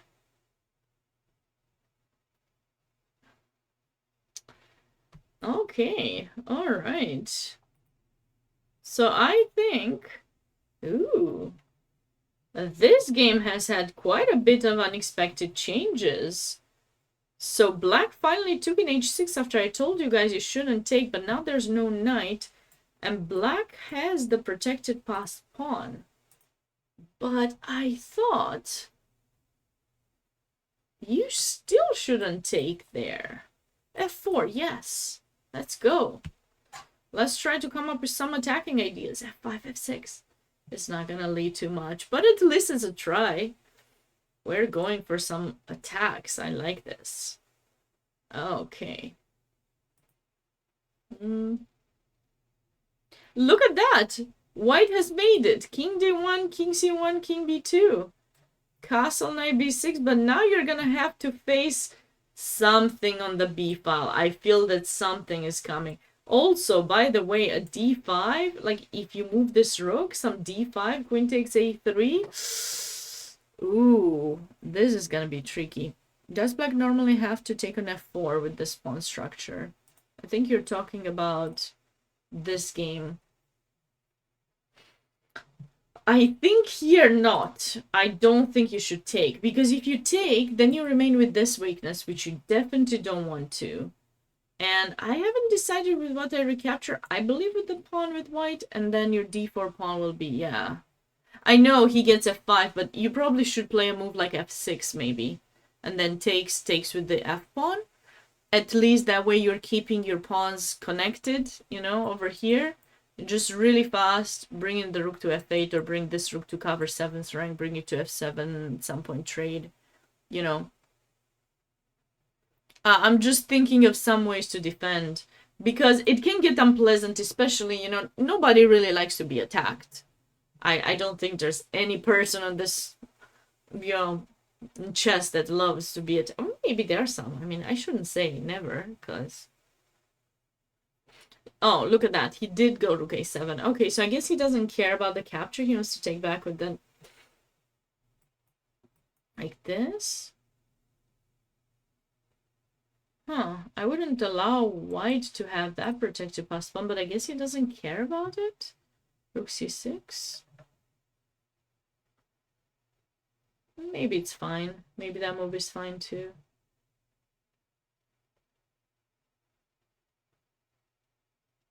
But suddenly it's become much more favorable for white. I didn't think it was earlier, but I guess it is more favorable.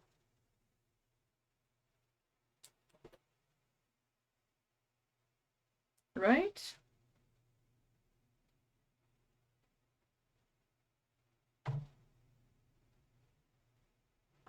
What do you guys think?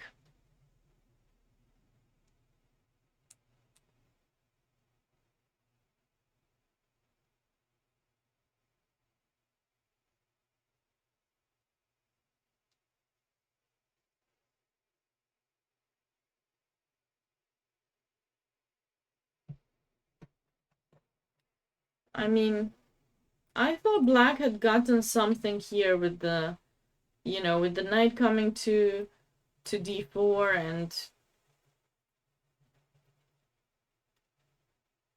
Oh, actually, maybe he could have taken this way. Wait, this was an alternative, so he could go f4.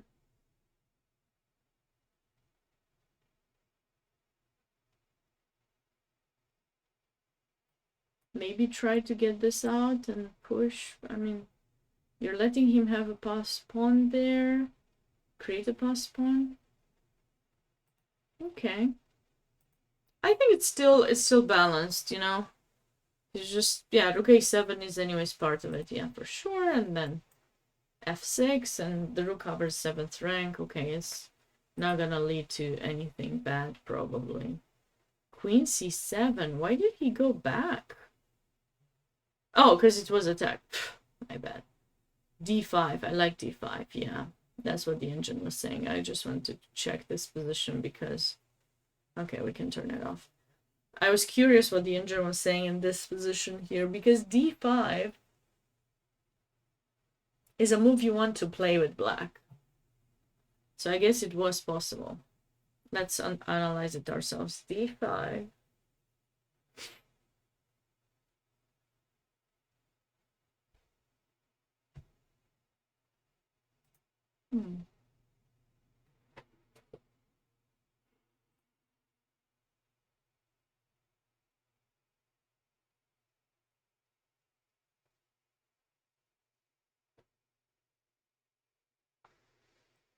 Yeah, so if you take, the point is now we go rook d8, you know, and then this is gonna hang.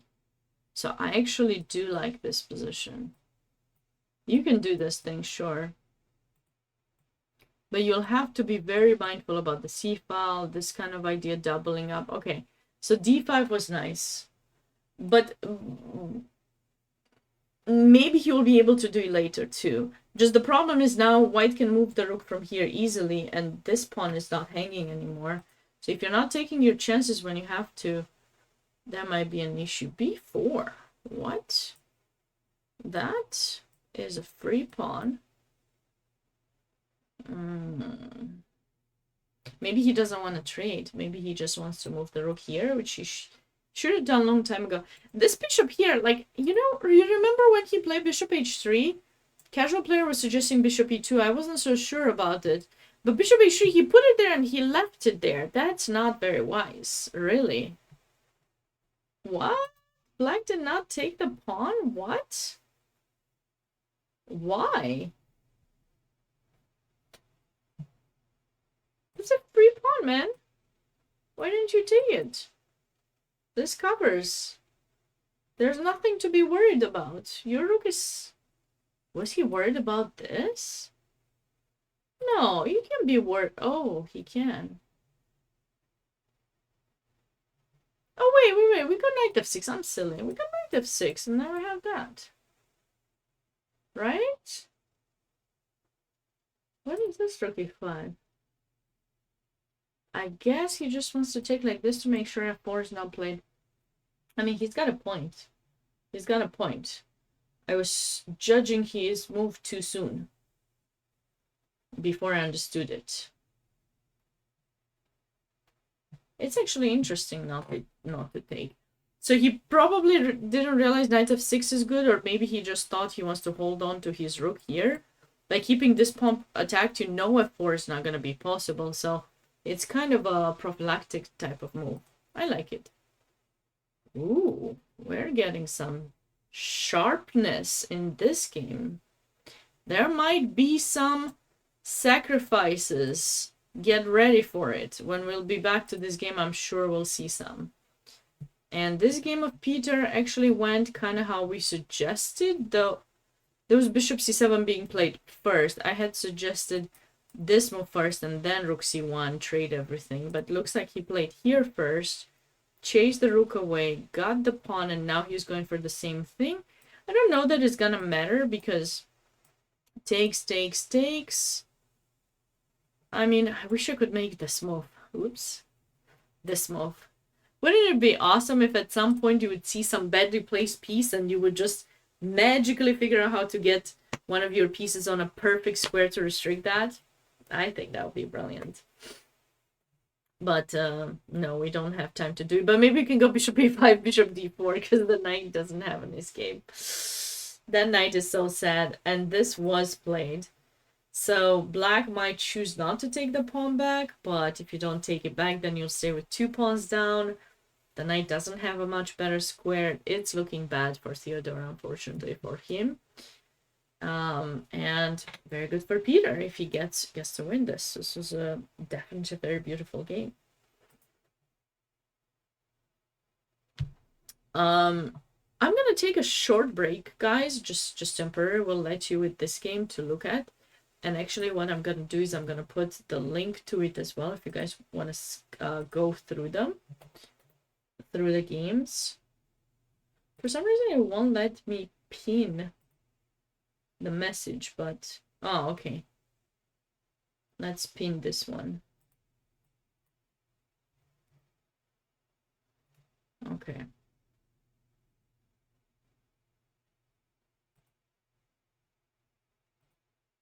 Okay. All right, so I pinned some message there. That's good. So you guys can look at that. I'm just gonna take a couple minute break, go get some tea, and I will bring my cat to say hi when I come back. But stay close. See what's happening in these games very soon.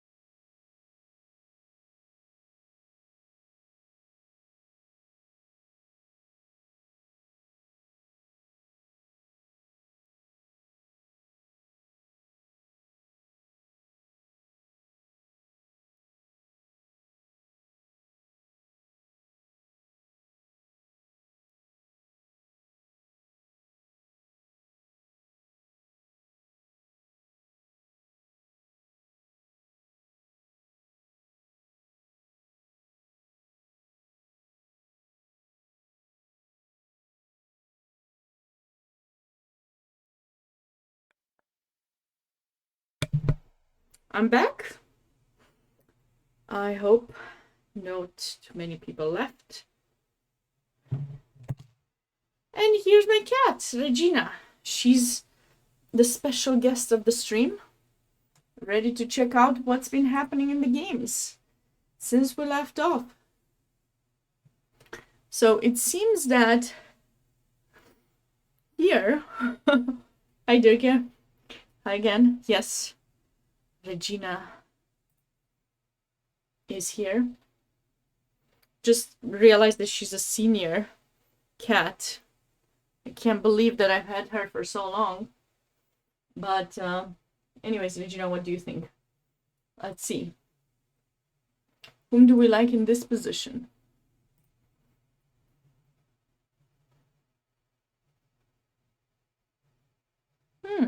That's interesting, actually. I did not consider that move. I thought black was gonna capture in g2.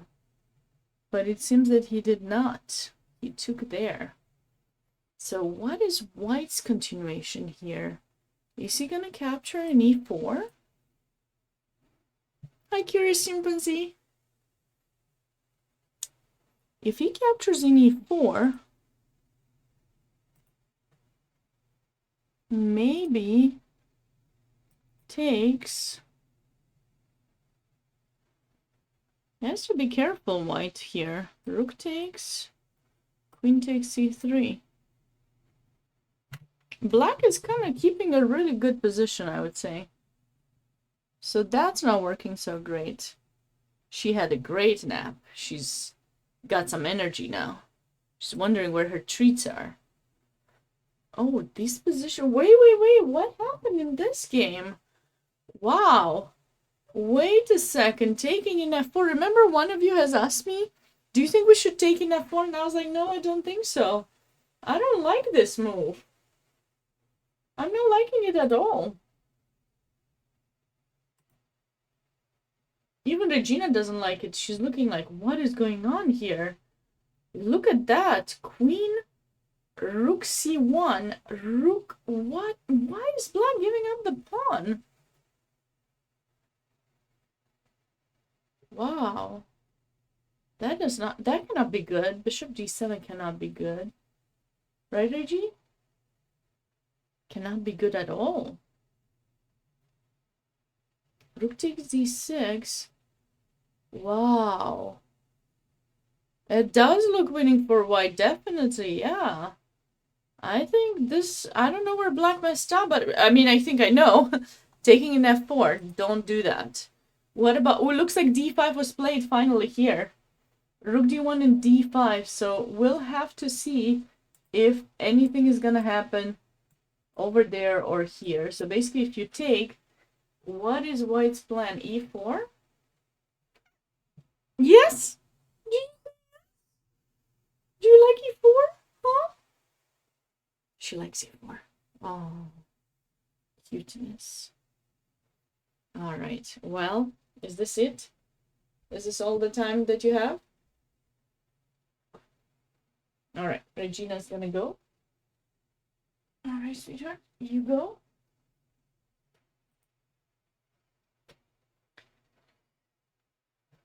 Whew. Wow. This was totally unexpected. I did not expect to have a few kind of fatal errors, I could call them. e4, yeah, I was thinking about that move. So what's the point if you take...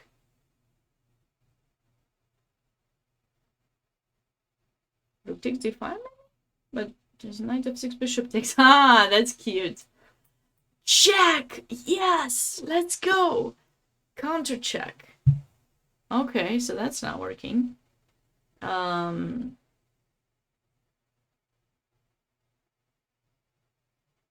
That's not looking good. You can't do that, so probably e4 is very unpleasant. This game looks very nice for black.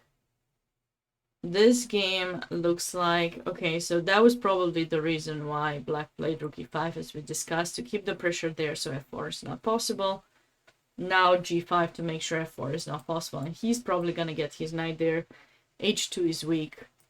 Black is looking pretty good in that game too. Ooh, this is unexpected. So black decided to give up the bishop, and now he has to face g4. How serious is this g4? You know what they say, when someone attacks you on the flank, you have to counterattack in the center. So maybe e4? No, but this might be just a closing down. Not really. He was g5. We should counterattack by trading. We should probably open up. Get the knight here. Trade the bishops if possible. And g5, we might just capture. White is not ready to attack. I think this could be a good kind of approach for black here. And where did we leave off this game? Ah, okay, so white played e3. So remember how I told you I wanted to put the bishop there, and maybe this is an option to keep it. But e3 was played, bishop a6, and maybe you can still do that. Or maybe he's thinking bishop f1 to trade, since you got an extra pawn. Trades are in your favor. Just bring the king a bit closer to the center. The king also can restrict this knight from... Although this could be something that black considers. We got 95.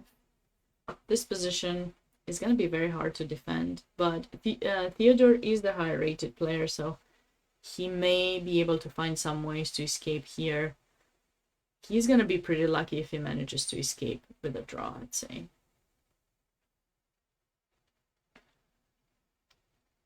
Which other game do you guys want us to go over from these 6 that we got? So the players have spent about an hour each, seems like, most of these games, and I did tell you that there's a delay, right? So there's a 10-minute delay or 15-minute delay. It seemed to me that it's a 15-minute delay. So yeah.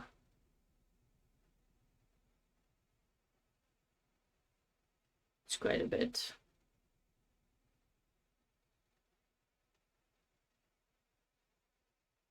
It's quite a bit of time. But they still have, you know, a long game. It's actually... The tournament is pretty strong, I would say, because... you know, even players who are 2000 these days is very hard to beat. I can tell you from own experience that these days it's not easy to win against anyone. I've lost to quite a bit of players around 2000 myself not long ago. So, yeah.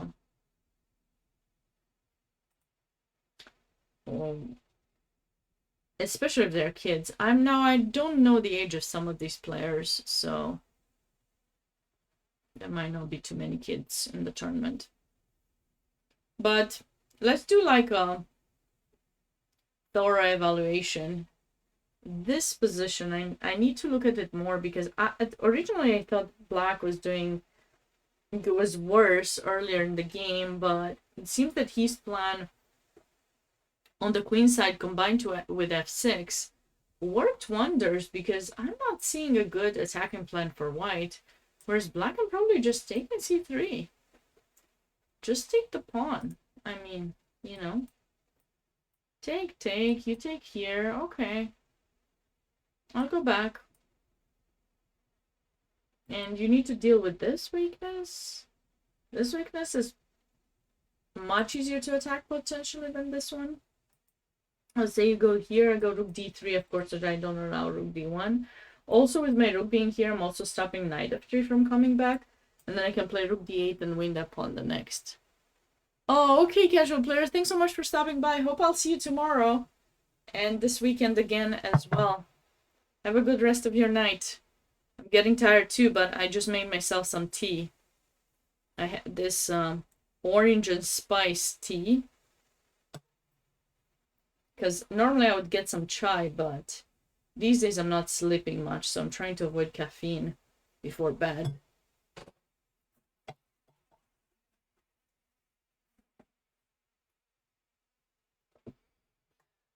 Looks like queen takes c3 was played, so Vincent Stone is holding quite well against Piero Facundo, the higher rated I am. And this position, as we have seen previously, white was crushing it after this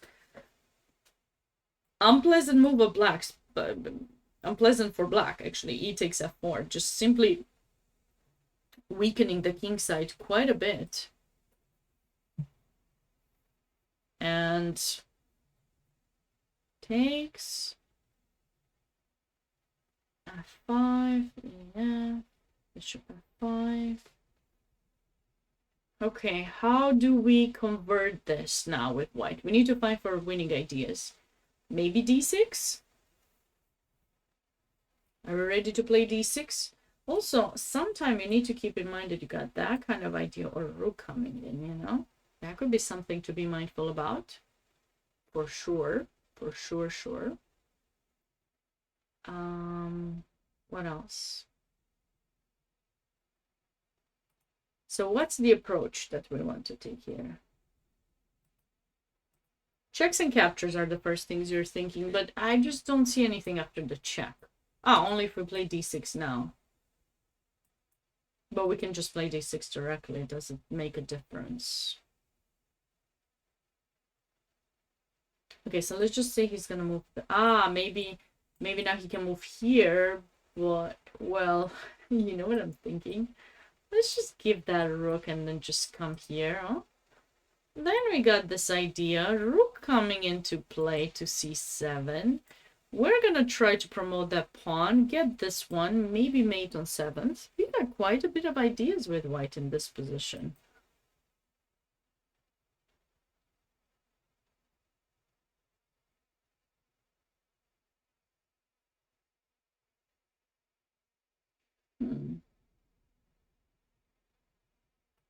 White just needs to take his time to find the... And he has plenty of time.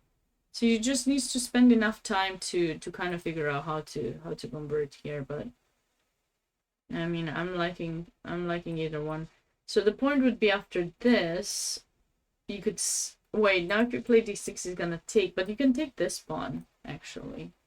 I didn't want to take it first because I thought there would be a check, but even this could work because king h2, we're all safe. I don't see anything for black in this position. This is definitely quite a nice position for white. Really nice. So this is a big lesson, guys. Don't allow your opponents to open like this and then no, I mean, I just don't understand why he gave up the pawn. I guess this is the only move.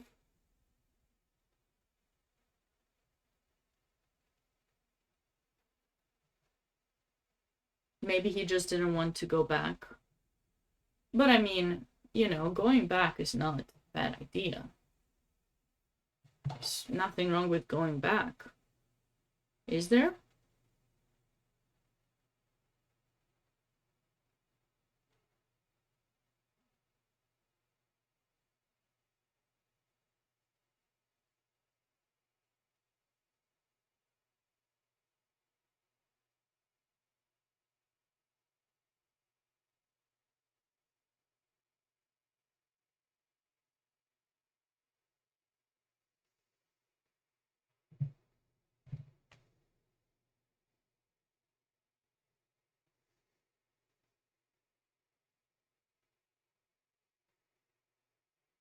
Yeah, this position, I can tell you that I'm liking it for white, but it shouldn't be game over. Maybe this. See, it all goes back from weakening this pawn. You have a protected passed pawn. I think he must have rushed here. How much time did he spend? 3 minutes. Yeah, 3 minutes to play that. I mean, he probably just didn't want to stay passive. He can try to go queen e7, queen f8, or queen f6. Queen f6 maybe takes again. Queen e7. That's why I wanted f6, you know? Just to kind of keep everything protected. I wanted to take with that pawn. So white has gotten himself quite a bit of activity, and it was difficult for black to meet it. Looks like white chose to just take the free pawn. Okay. Now you have to be careful. You have to keep your queen there, or else rook b8 and you're losing this one.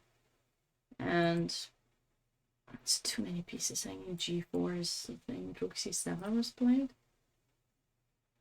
Rook c7. Okay. But you see, the problem is when you're getting a difficult position and you're trying to come up with counterplay, if you haven't done it at the right moment, you can enter positions where it's just so hard to deal with. Because look, I mean, rook here.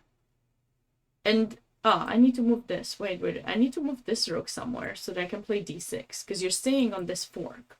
I just can't do it immediately. Maybe just rook f1. Do I need to give you a check? Actually, yeah, because if I do, you'll be pinned. So...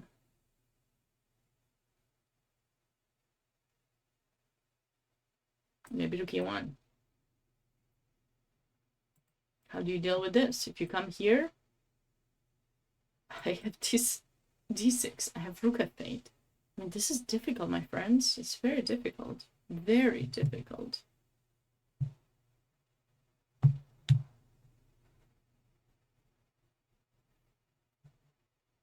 And if you go king f7, maybe I can go rook f1 and then threaten g4 and still d6, bishop coming to d5. It is not very safe. So wait, so another... yeah, so white is thinking in this position, but I'm anticipating either check or there. I mean, I guess he technically could trade as well and then go d6, but this is going to give black a bit of counterplay, not too much. Just some. Maybe check.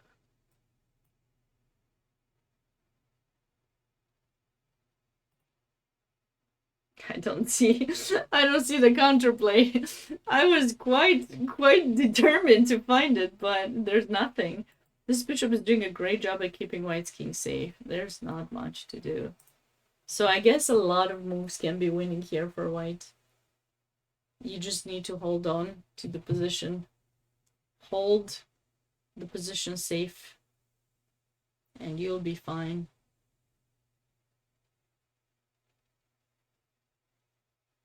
Okay.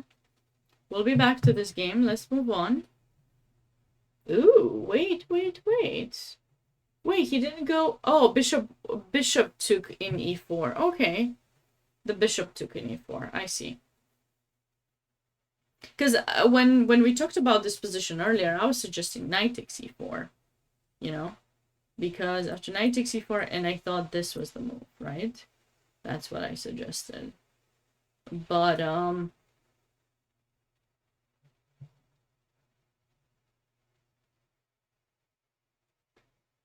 but looks like he took with the bishop.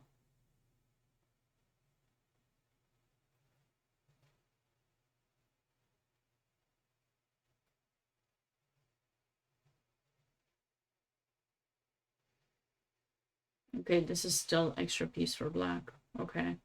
This worked out probably just as good in a way, I would say. Because...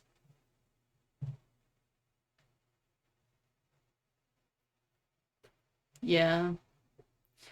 I told you, white may have lost a bit too many moves with that king being brought to b2, during which black brought his king to safety, brought his rooks to the attack, and he played d5. That was a move that white should have tried to find a way to stop. Knight takes. Yeah, you can't. Just piece down, rook takes, bishop takes. I like rook. Bring the king, extra piece, nothing to do. Oh, rook d3 was played? It's still piece down position. I can take. If you take here, I got bishop f6. So this move, unfortunately, does not trap the knight because of bishop f6. And there's no bishop d4 because the bishop with the rook here would take it. Hi there, Planetal. How are you doing? Long time no see. Oh, it's probably my fault, but it's okay. Alright, back to the end game that Elshan said is reminiscent of the game between Zaitsev and Taimanov. This game is definitely looking pretty nice for Black. Pretty nice because he's got an extra pawn. He doesn't have an extra pawn. Wait, he didn't take it. He did not take the extra pawn. I forgot. He did not take it. It looks like he has an extra pawn, though.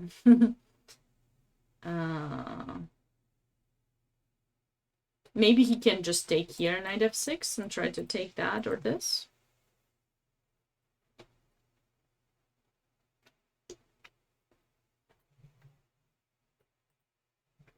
Did I say Planet Al? Planet AI, I think it's your name. So Black actually followed, in a way, my idea, which I changed my mind about later. So... okay. I changed my mind about this. So I suggested, if you guys remember, taking after g4. I thought taking was the right approach, because by taking, you're basically just opening up the position. Then you can get your knight in here. And I thought, you know, you get some pieces traded. You're not worried about the attack. Looks like he went for e4 idea. I suggested it here, but I was worried about g5. Oh, it's Al? Oh, okay, I thought it's AI. Never mind. Okay, I can't see very well. The lightning in my room, I guess, is an issue. Rook d1, e4. Wait, why didn't he play g5? I thought he played it for g5. Well, maybe it's gonna pay off for him. But, like, I thought that was the whole point. To play g4. Wait. Now, g5 won't be so easy to be played, because if I take d5 and c5 and queen g3, if I want to trade queens. Oh, okay, white messed up. White was really aggressive. He went for g4. He was very aggressively ready for g5. And then I guess he changed his mind or something. And now, you know...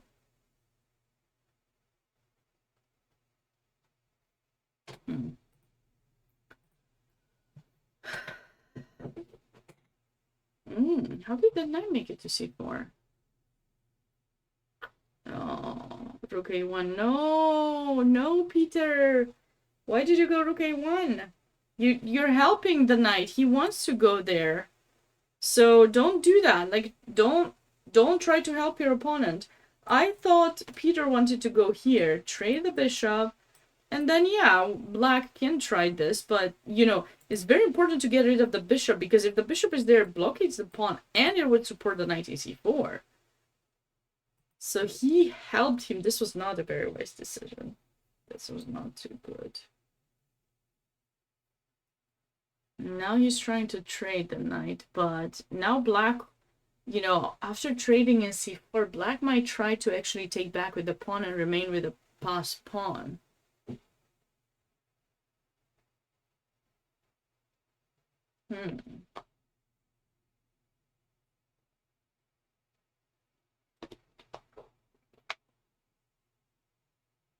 That may not have been the best decision.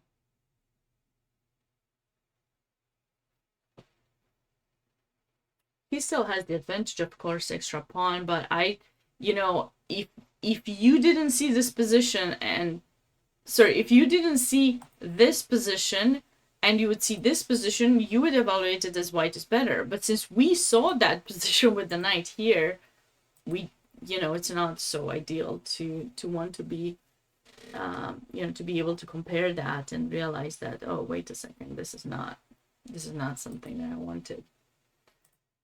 Okay. So going back to this game, to this, lots of trades happened, and they actually followed the line we discussed previously, knight c6. Just white played rook e3, not rook e4, okay. And now white is down a pawn. Temporarily, you can't take because of the small tactic. So he has to take here, then probably rook f7 would be played. And who is better in this position? Definitely black by a little bit, because his rook is more active and the knight is better placed. This also restricts this one from coming into play. White needs a few moves to bring the knight back into play, so it will take him some time.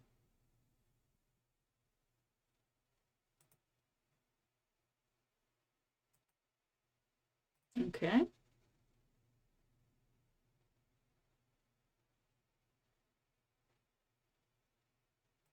So after queen takes d4, rook c7, looks like, oh, International Master Zlotnikov went for rook c6. That was not the move that I considered. I was thinking trade rooks or rook b8, because you want to try to push the d pawn. You want to try to take advantage of this king being kind of weak. Maybe find a way to push your pass pawn. But I like, now that I see, this is quite a nice approach as well, because, when you have an open file and you have a pawn that supports rook to, it gives a square that your rook can be placed on, you definitely want to take advantage of that. You usually see it more in close positions where there's just one open file and there's an outpost on that open file. You see a rook being placed there and then doubling. Here, he's utilizing the same kind of approach, just the position is not blockaded, and not only the pawn supports that rook, but the bishop does too. So both pieces support the rook, which makes it quite nice, and of course the rook as well.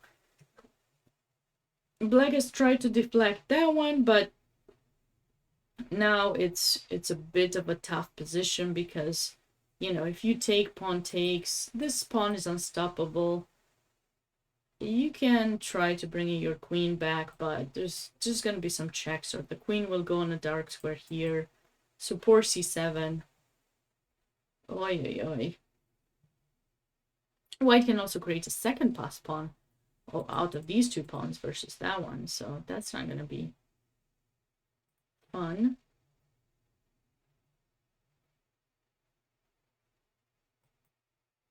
That game looks good. After rook d3, if you remember here, I did suggest this move, and I showed you that rook takes c6, c3 does not work because of this. So Alex is not in a very good shape right now. I wonder if there's anything he'll be able to do to kind of come back, but he only has one pawn for the exchange. Also, I don't know what happens if black can take this one, right? So he will have no pawn. For the exchange I said? I'm sorry. I meant for the... White has one pawn for the piece, and now he has 0 pawns for the piece, so... Ouch. It all goes back down a bit to this idea. You see, in this game, white pushed b3 and has weakened the knight in c3 quite a bit. Bishop was far away. He did bring it back eventually, but there are various ways for black to take advantage of that. And also, white didn't find a way to restrict d5. d5 is very typical for Sicilians.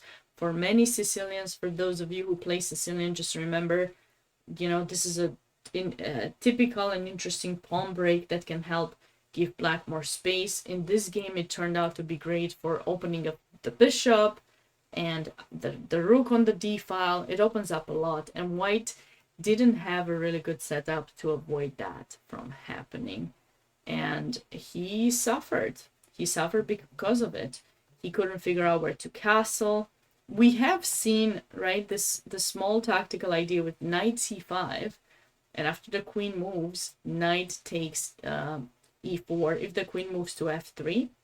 So there's this line here, here, here, and if you take, we have this in between move, and you cannot move the king anywhere. Here you'd get mated, and if you go there, there's a check queen.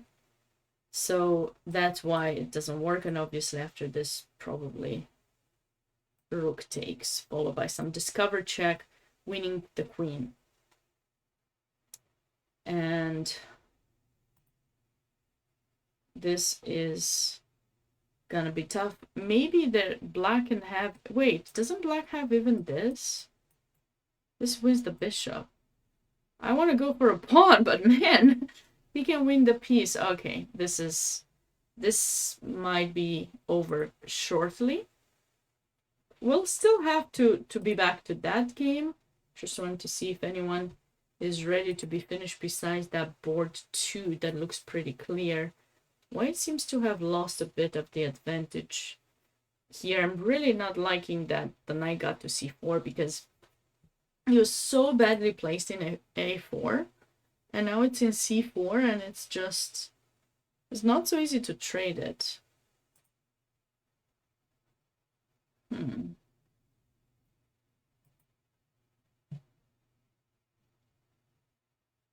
Do you guys have a preference which game you want me to go back to focus on?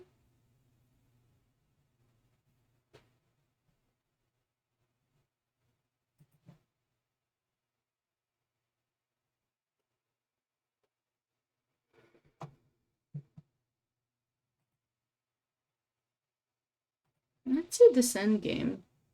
This is an interesting... So they got into a knight endgame even. I see. Rook d1. Aha.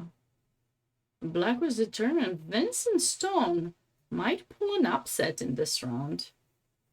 And for now, it's not looking very good for white. You have to push the a pawn, or else these two pawns are gonna be killer. So a3.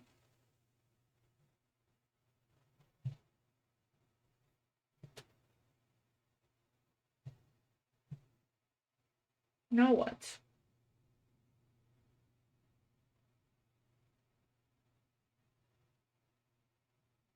Probably black should bring in the king closer towards that side. I mean, you know what they say about knight endgames, that they're similar to the king and pawn endgame. So if the king and pawn endgame would be a draw, then very likely the knight endgame would be a draw as well. But that is in theory. In practice, things can be different for sure. So,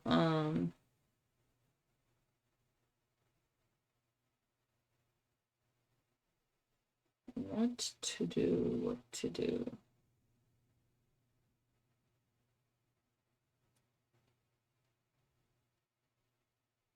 I feel that f4 would be a move that I would consider for white here. Because if the king goes towards this side of the board to get that pawn, we need to be ready to create a passed pawn on our own. Yes, we need our king too, but I feel that this move should be played first and then bring the king. I could be totally wrong here, but I just feel that it's necessary to have this move ready to create the passed pawn.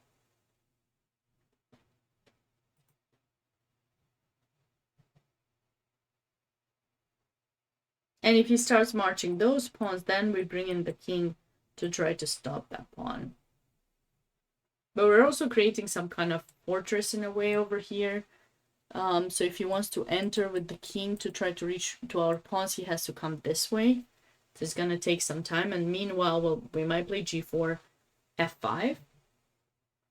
So if we manage to trade the pawns on the queen side, we can trade off and sack our knight for the remaining pawn of black's on the king side. And it's going to be a draw. I'm just curious how much longer this game will last, because it seemed that it was gonna be game over pretty soon. So black played rook e7. Rook takes a6.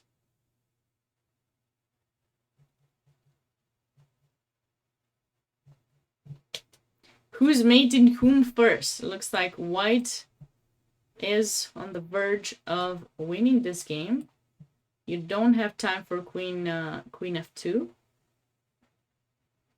And I guess this is a defense. Temporary was the fastest mate that we can find. Let's find the fastest mate. I saw one. Okay, if you guys are watching,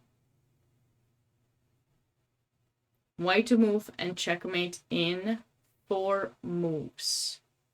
Can you find it? It's a pretty nice position. You can think, oh, wait, you know, in this position, I have something with black pieces. I can go queen f2, try to mate. But white got there first. Black's king was much more open than white's. In order to mate white's king, as you can see, there's not even a check. You have to go queen f2 and queen e2 and get that bishop. But white is much faster. So how does white checkmate here in 4 moves? Did you find it? Check. Utilizing the 2 pieces is very important. So you can go queen f6 or rook f6. And then you can go g4 checky and mate. It's quite a nice mate. There's a second mate as well in this position. Check, check, mate with the rook if you prefer to checkmate with the rook. So it all goes down to the strength of the coordination of the 2 pieces, better said. Goes down to coordination. Very, very nice.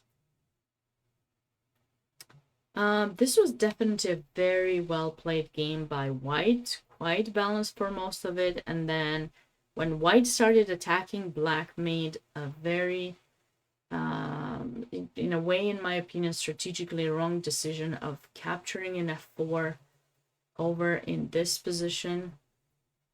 This, in my opinion, was a wrong strategical decision because it brought the queen back into play. It has weakened that chain of pawns quite badly, brought another piece that could attack this pawn, and black was not ready to defend the position very well, and it just started collapsing. You have to find only moves, but you know, it's just very hard to find only moves when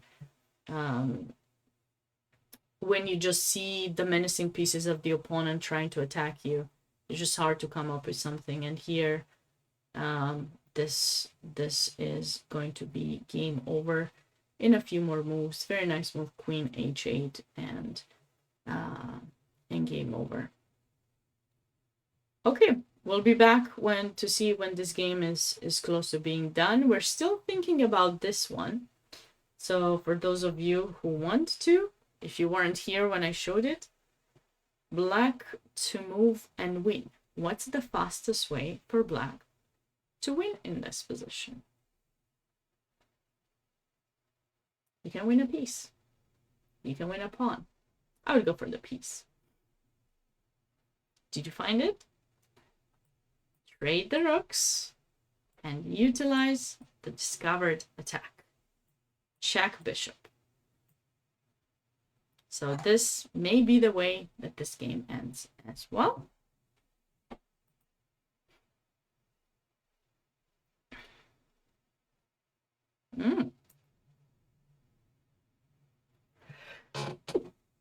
I'm sorry. Looks like finally black is winning the pawn, or not? Is he winning the pawn? Danke, Dirke, danke. What else?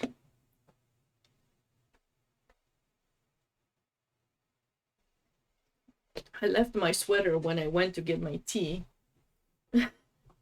I took it out. That was a big mistake. luckily I got another one. I got sweaters all over the place in this house.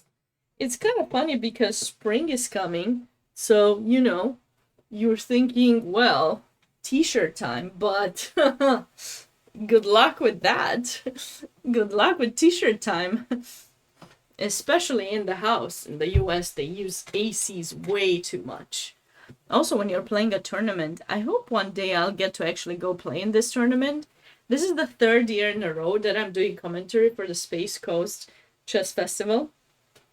So I'm thankful to the organizers that they asked me to do it again. So maybe next time I'll be playing in it too. The prize fund is really, really good. I didn't tell you guys, but for those of you who want to know, let's see. The prize fund is here.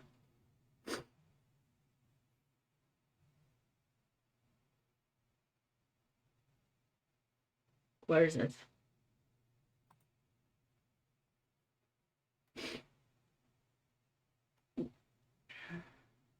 $2,000 to first, 1,600, 300. They have 2 prizes for under 2,400.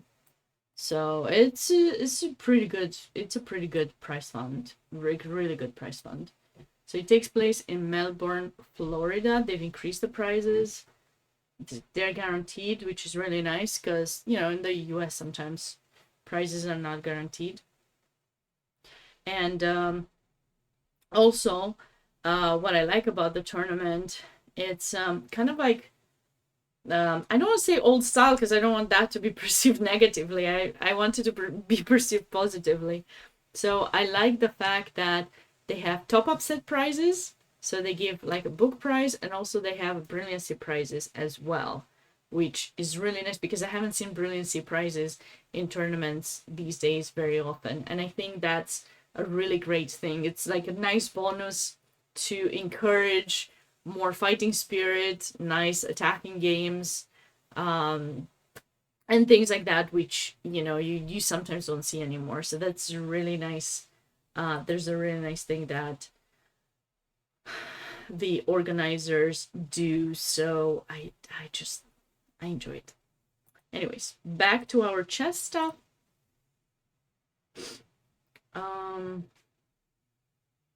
Let's see. So what to do with black in this position to try to actually win the pawn? I don't know if we can do it. I mean, we have this kind of idea. Probably is going to be met with this check. And then just try to trade the knight.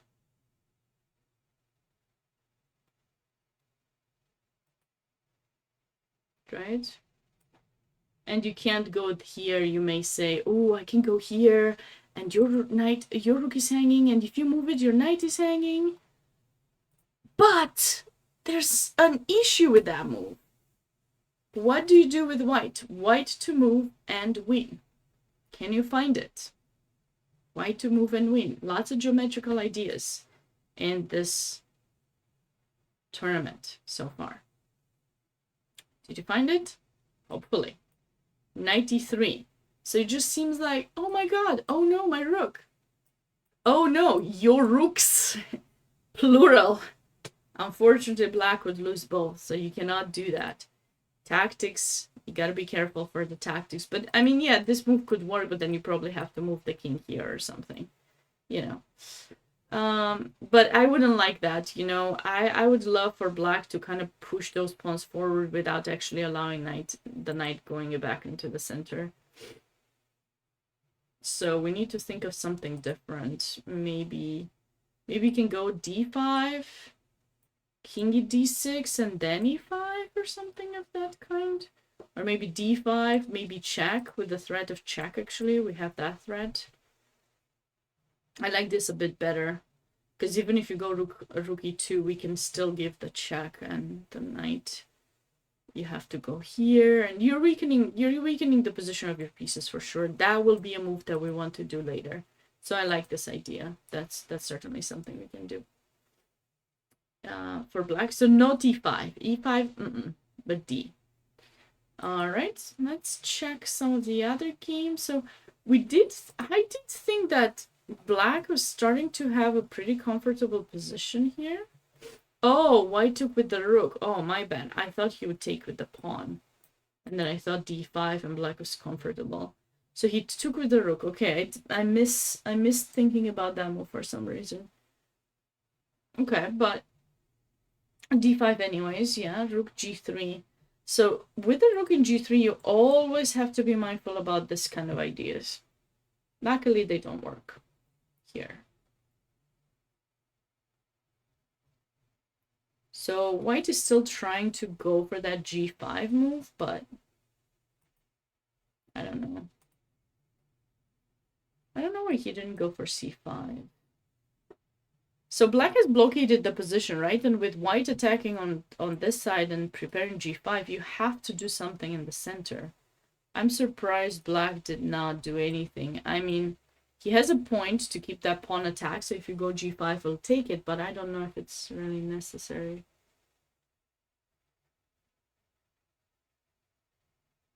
g5. Okay, so he's definitely scared of white pushing g5, so he decided to play it himself. It's actually not too bad because now, or maybe it is. What about g5?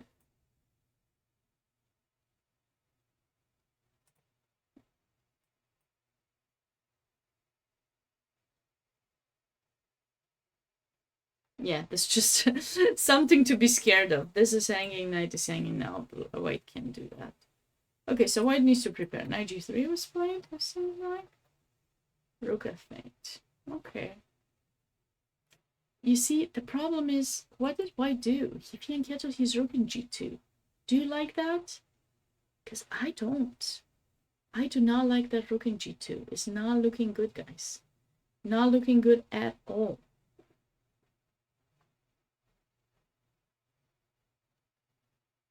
Not looking good at all. He probably has to find a way to get f3 in. If he manages to play f3, you know, at least trade something. So maybe he can go queen e3 or rook f1, bishop d1, f3. If you don't do that, or f4, he can play f4, and then, you know, he has some potential things going on there. Try to get the knight to e3, but it's just wishful thinking. It takes way too long to get everything in. Way too long. Oh no. What happened? White's advantage is kind of gone. See, I told you guys, you have to be careful with your advantage. 92. So Theodore has found his way. Now the problem is that this pawn, you know, you got the bishop pair, but that pawn is so unpleasant to deal with. And the knight is now really even more unpleasant to deal with. He might take the bishop or he might not because you don't have an entrance with the rook. This is the reason why white earlier should have made sure that black's knight would remain stuck in a4. If you're looking at your games and you're trying to improve, trying to think, you know, about why specific things went wrong, just try to understand what kind of positions you messed up. Like what type of positions did you play that were not so good, or, you know, try to think about what you seem to not understand very well. People have the tendency to not realize the issues that, or the difficult things that they're struggling with, you know. Just try to find ways to understand what you're struggling with and then find positions to look at that would help you get better in those types of positions. Maybe Peter got tired, or maybe he thought he was winning anyways, but he has given his opponent quite a bit of chances, and now he might not be able to win this anymore. He's also never brought the king in. He got the bishop here a bit too late. It's not restricting a knight there.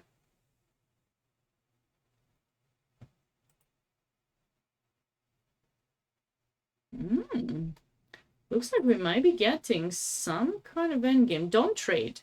If you trade, you're going for the king and pawn endgame, which we talked about a bit earlier, and I mentioned to you that, you know, knight endgames are the same as king and pawn endgames. So here, basically, this should probably be a draw. All you have to do is just bring in your king. You'll go eventually for this move, and, you know, black will create a passed pawn. You'll go grab it there. These pawns will be traded, and it will be a draw. It's not much to do. So if black tries to play for a win further here, he should keep the knights on the board. Probably this move to attack the pawn. And then, oh wait, if I do this, you take. Oopsie.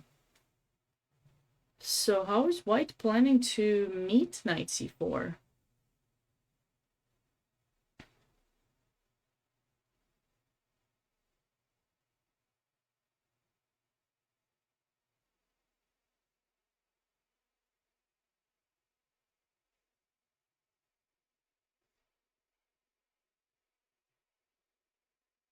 I don't know.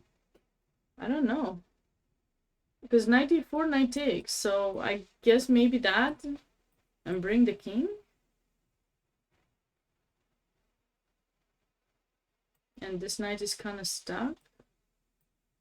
a6 I'm thinking. Bring the king. Get the knight back. Now, eventually that's gonna be an issue. Or maybe, oops, this.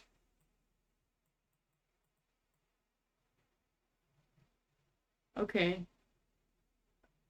The whole thing is, though, after this move, you know, it is quite clear that white is the one trying to defend. So black can try to go for this. It seems very, very nice and big chances.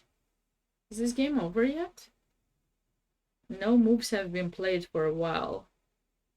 I wonder if, I don't know if it's over. No, it doesn't show that it's over. Maybe black has left the board. You guys know that story with Steinitz and von Bardeleben when he made that very brilliant sacrifice in e7, and then von Bardeleben apparently stood up and left the playing area. There are various stories about that game, actually, but some people say he was like really mad, others that he had to leave or something. I don't know. I don't know where the truth lays. But we know that game is gonna be over. Maybe they are over and it just doesn't show. I'm gonna send a text and ask. Just give me a second.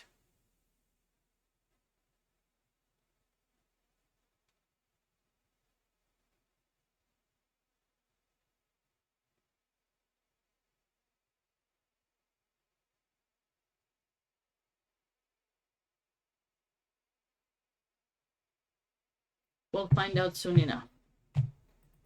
We'll find out very soon. Very, very soon.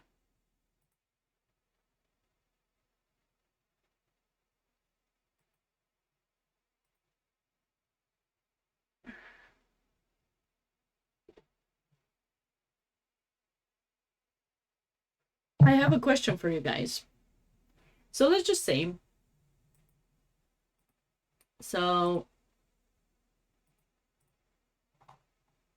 your opponent is, what's the rating?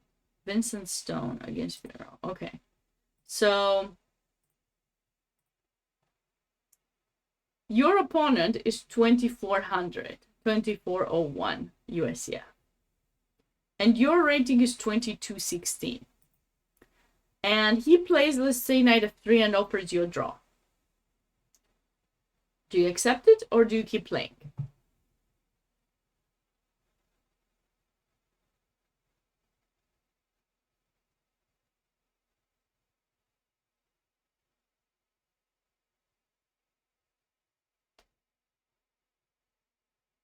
what do? You have this position. It's not a big advantage. It's a knight endgame where, you know, you got some chances to try to go for this pawn, try to go a5, you know, b4, create a pass pawn. There are two pass pawns connected. He can't defend because, like, if he does this, you just take him his free pawn. But he offers you a draw in this position. I want to hear an answer. Go.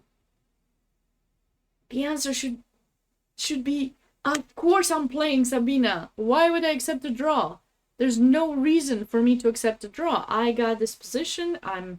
You know, I have nothing to lose. I'm the one who can play for a win. So what if he's higher rated? I don't care. I'm not looking at the rating. That's not the most important thing. Rating only shows someone's, like, you know, form, I would say. You know, it shows someone's form, and that's all it shows. Don't get, you know, worried about the rating, please. Just play your game as if it's your last one. Maybe that was too tough of a thing. There's no more moves here, but as I understand those moves, those games have finished, so I guess the results didn't update for some reason, but they should. Oh no! Oh no! What? This actually was played? What? What? This move was actually played! Why? No! Don't go e5! Why would you want to do that? Go d5! d5! Push that only when the knight goes back. e5 allows the knight to go to d5 and you can't go to d6. We've seen this. We've seen this tactic. It's not good for you. It's not. You're gonna lose. So obviously black saw that and he played king f7. I get it, but now after rook d3, white manages to trade knights. If we trade knights, he's so happy. We're gonna get into a rook endgames. Rook endgames have a big probability. More chances, not probably. I mean, there are more chances for a draw even if you lose a pawn. And besides, I'm not even sure if you lose a pawn here because takes, and if you take here, I take there. So you probably have to go king e6. And I can just go back, protect my pawn. And yeah, you will start marching those pawns, but without the knights, I mean, that knight, you should have kept it there for later. Oh no, I'm not liking this. This does not make me happy for black. I feel for black because it's just a big save for white. The position has gotten so much better. I mean, what? Stuff. It's late at night also. We gotta realize that it's 10:41. I forgot the times that I had to play this late. Well, maybe the next tournament I will. All right, so Troy has listened to me. Well, telepathically, I guess, or something. And he went for rook f1. This is the only plan that I came up with for white to try to get this move in, get the pawn traded, and somehow get some activity on the king side, because otherwise this rook is very terribly placed. That's not the future that you want for your rooks. Oh, wait, what happened in this game? Uh-oh. Uh-oh. Uh-oh, this has to happen. What's happening here?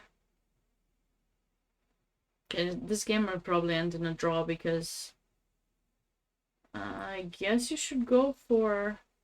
I'm not sure which pawn, but regardless of which pawn you're trying to go, let's say you're going for this pawn. I'm just gonna move my bishop and play a6, and then the bishop will keep the pawn there, and the rook stuck, and yeah, this should be a draw. So if you go king f7,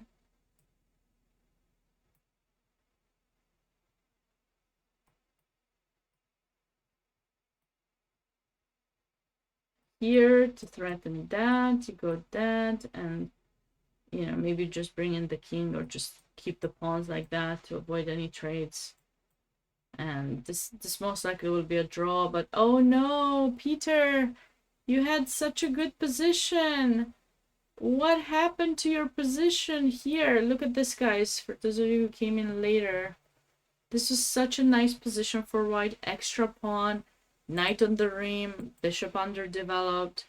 So you gotta think here how you're gonna make sure that the knight does not escape. And the way you do that is just try to envision how you get the bishop here.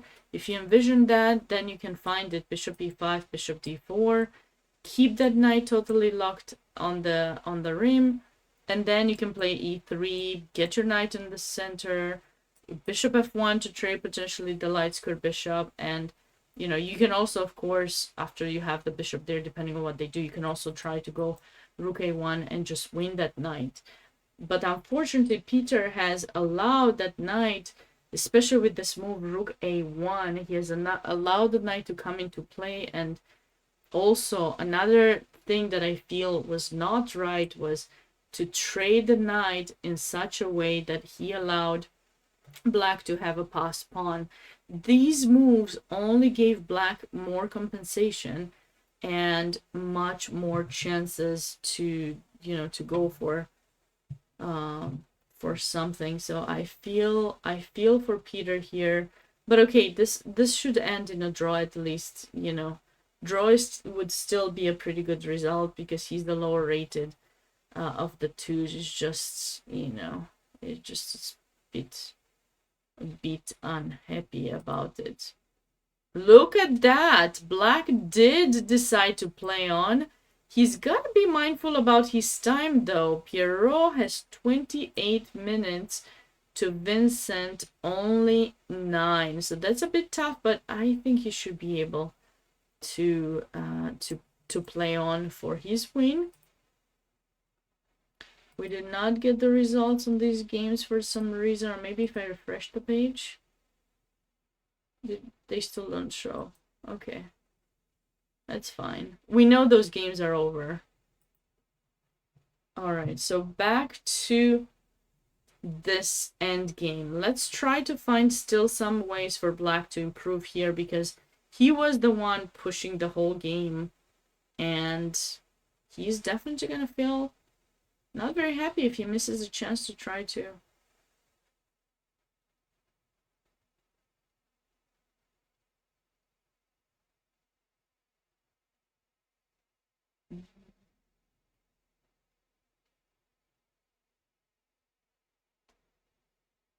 All right, so e4. That's interesting. So I guess he's just, you know, I like to push the pawns together, like straight line and then push.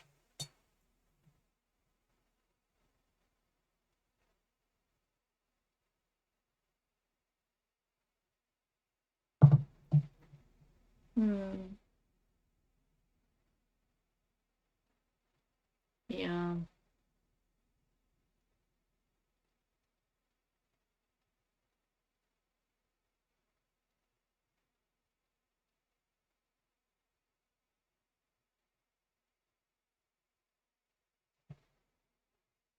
I don't know.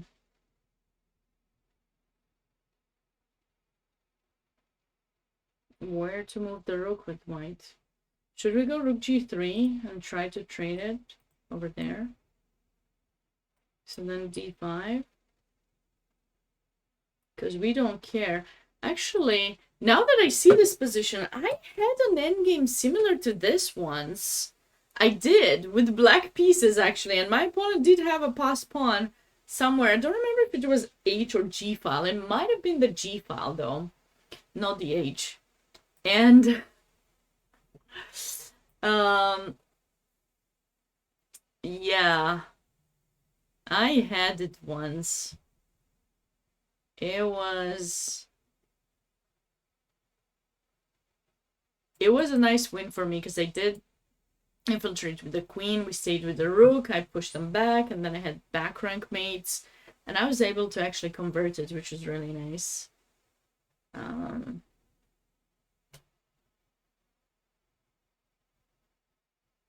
Okay.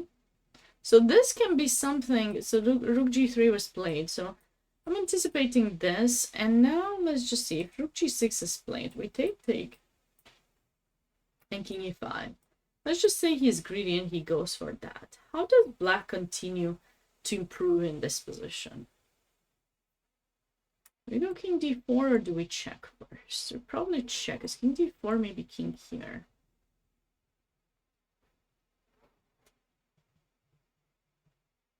Or maybe check. Don't fall for this. Do not fall for this trap. Yeah, actually, this is a bit unpleasant. And then maybe rook b6 or a4 and you just trade those pawns. You probably don't have much. Okay, so maybe rook f2 check here. So now this pawn is hanging, so you need to go somewhere to keep it protected. But if you go here, you might face some mates. Look at this beauty. Another mate on the horizon. Who said that in endgames there's no mate? They lied to you if they ever told you that. It was a lie.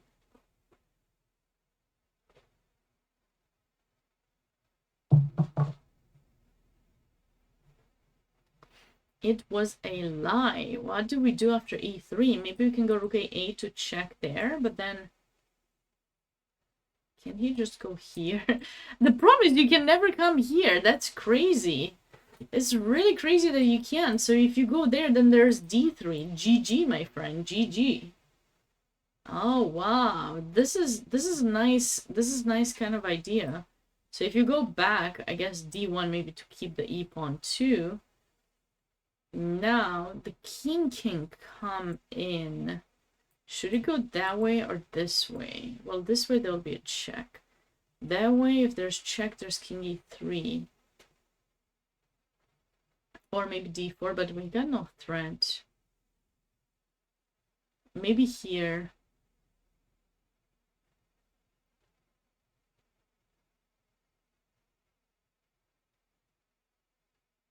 I can't tell. Here, here, here. Ah, he has this check. Oh man, no. No, that's useless. I forgot he has rook a3. Rook a3 is very unpleasant, actually.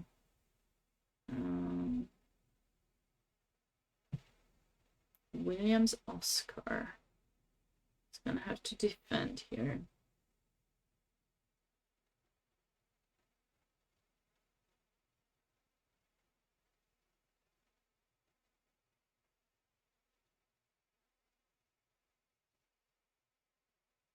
So basically, if you could play e3, maybe you can do that. And then basically you want to check them and then bring the king and push e2 somehow. Or maybe you go for this pawn, but that pawn is unimportant. So if you do this, like if you could get the king here, then you're threatening mate. So maybe you bring the king there first. I mean, you could bring it like this. If he checks, you go king e3.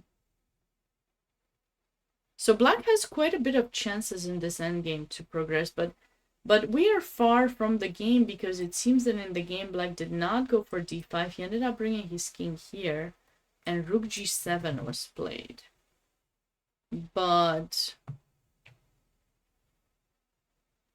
now d5 anyways.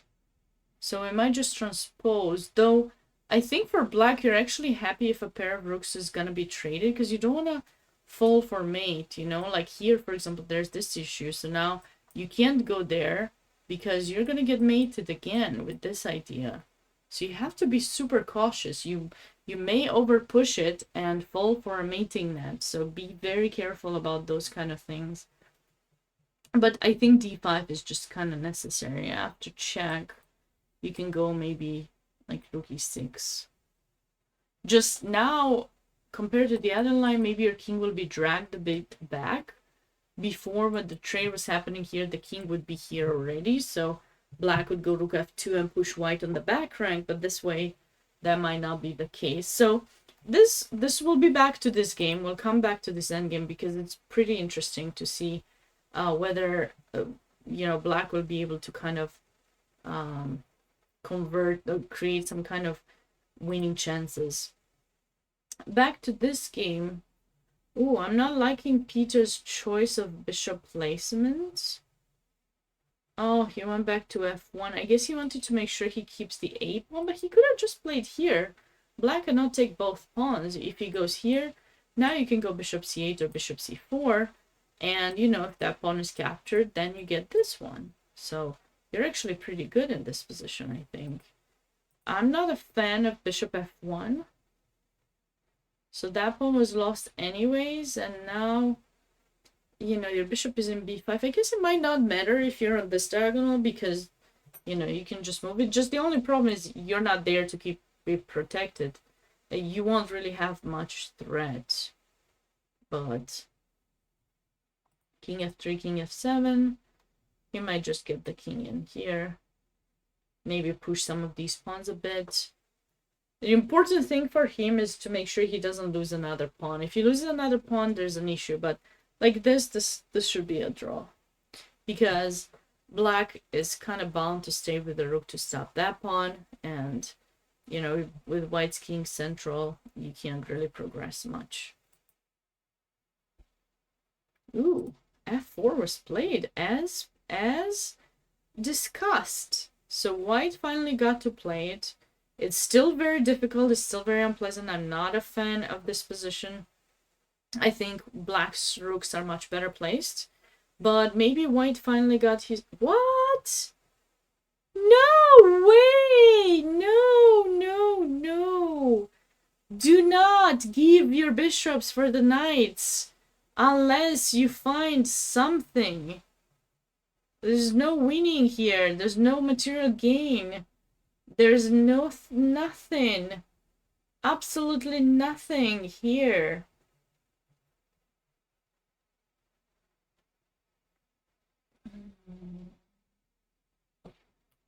If you want to trade something, trade this knight. Your bishop is great for the attack. Great. Queen and bishop would be... He can't even take it. He can't even take it. Actually, what does he... Oh, he has to take it with the bishop. Okay, fine, then we take. I mean, this is good. This is really good for black. I like this position. We have the bishop still attacking the king. We just created a pass pawn for ourselves. You might be forced to trade. This rook is still here in g2. It does not have a way to be brought into the game yet because the knight in g3 is hanging. I mean, what more could you want from this position?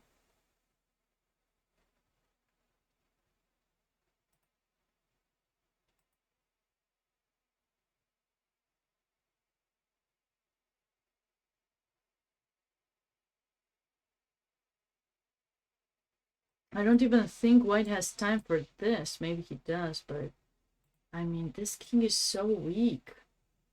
There's even that pawn that's hanging, but I don't even think white should go for it because it will allow rook f2.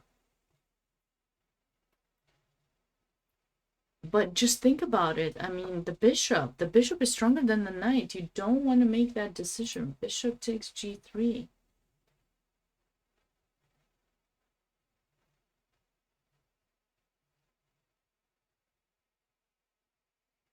And finally, that rook that was doing nothing, absolutely nothing earlier, now gets to be brought into play.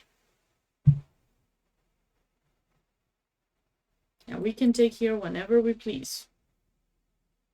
And yes, they say queen and knight in attack are doing very good, and you can create threats and stuff, but what threats are you going to create here? Nothing's coming your way, man. I'm sorry. Okay, so we got the results for those games. International Master Mikhail Zlotnikov won his game. If you guys remember that nice attacking mate. And here, this game was won by black 2 with the loss of a piece. Or maybe he just resigned after rook takes d5. All right, so 4 games remaining from this live tournament, 29th edition. 29th edition of the Space Coast Open, which this year is also called it's a memorial of Alex Zelner, who was a very famous coach in that area, and as far as I understood has done quite a bit for chess. Many knew him.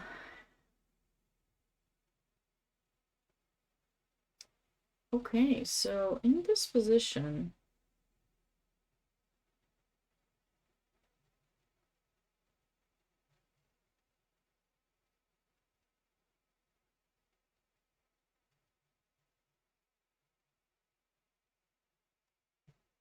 what is White planning to do?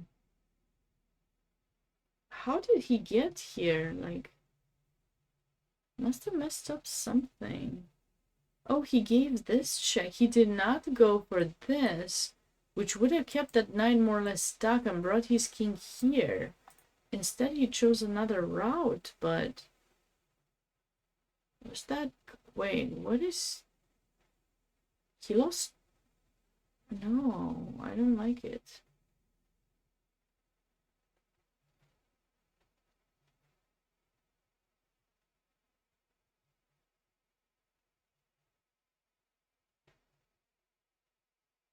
I think we might see another upset, my friends. We might see another upset because I'm not seeing what White is going to do with the knight in c7.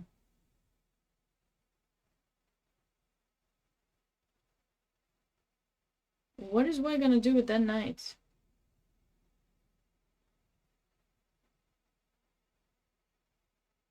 Nothing. Can I just go and take your pawns? Let's say you go here or something, okay? But basically, I can just leave those pawns and start grabbing yours. Okay, it might not be easy. It has to be calculated. It's much easier to play and figure things out. I have the feeling we can just go here. Let's just say you take. And now we go here to grab those. So you might try to bring in your knight. I have to be careful here because I can't afford to lose any of those pawns. If I make this blunder, I think it's a blunder. I mean, I could be wrong. Here, here, here, here. Oh, wait, but maybe there's a way for Black's knight to deflect this and then push. So let's just say you go for that pawn, I check you, and then I come... I don't know if I have time to come get the... oh, sorry, you have f5, right? You have f5.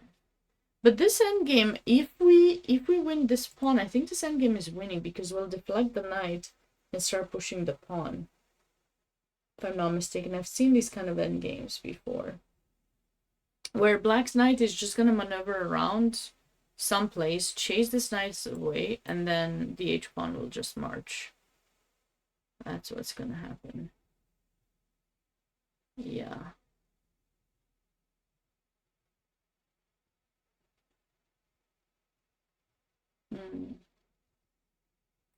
B4 was played in the game.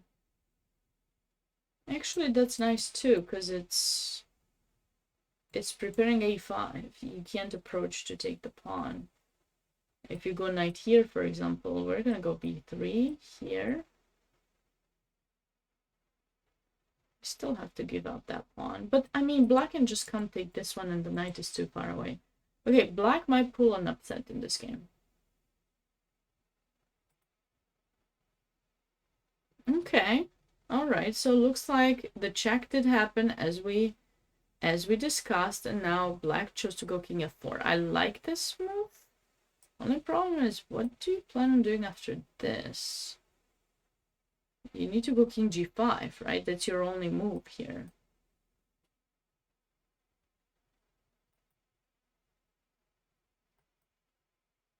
So after king g5,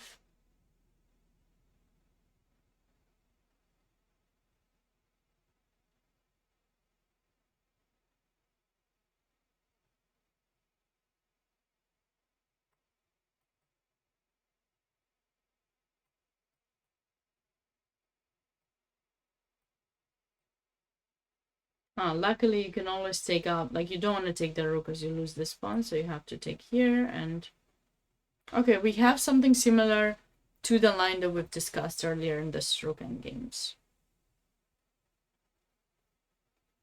Pretty nice. Okay. Yeah, looks like white is it decided to take. Okay, and now it has to be careful a bit, but it has a nice pawn structure. Pieces are better placed, no issues that something is gonna happen. So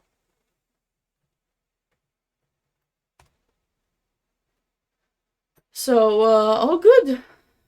This game might end in a draw. Might have quite a bit of draws here. Do you guys think black has any chances to win this position?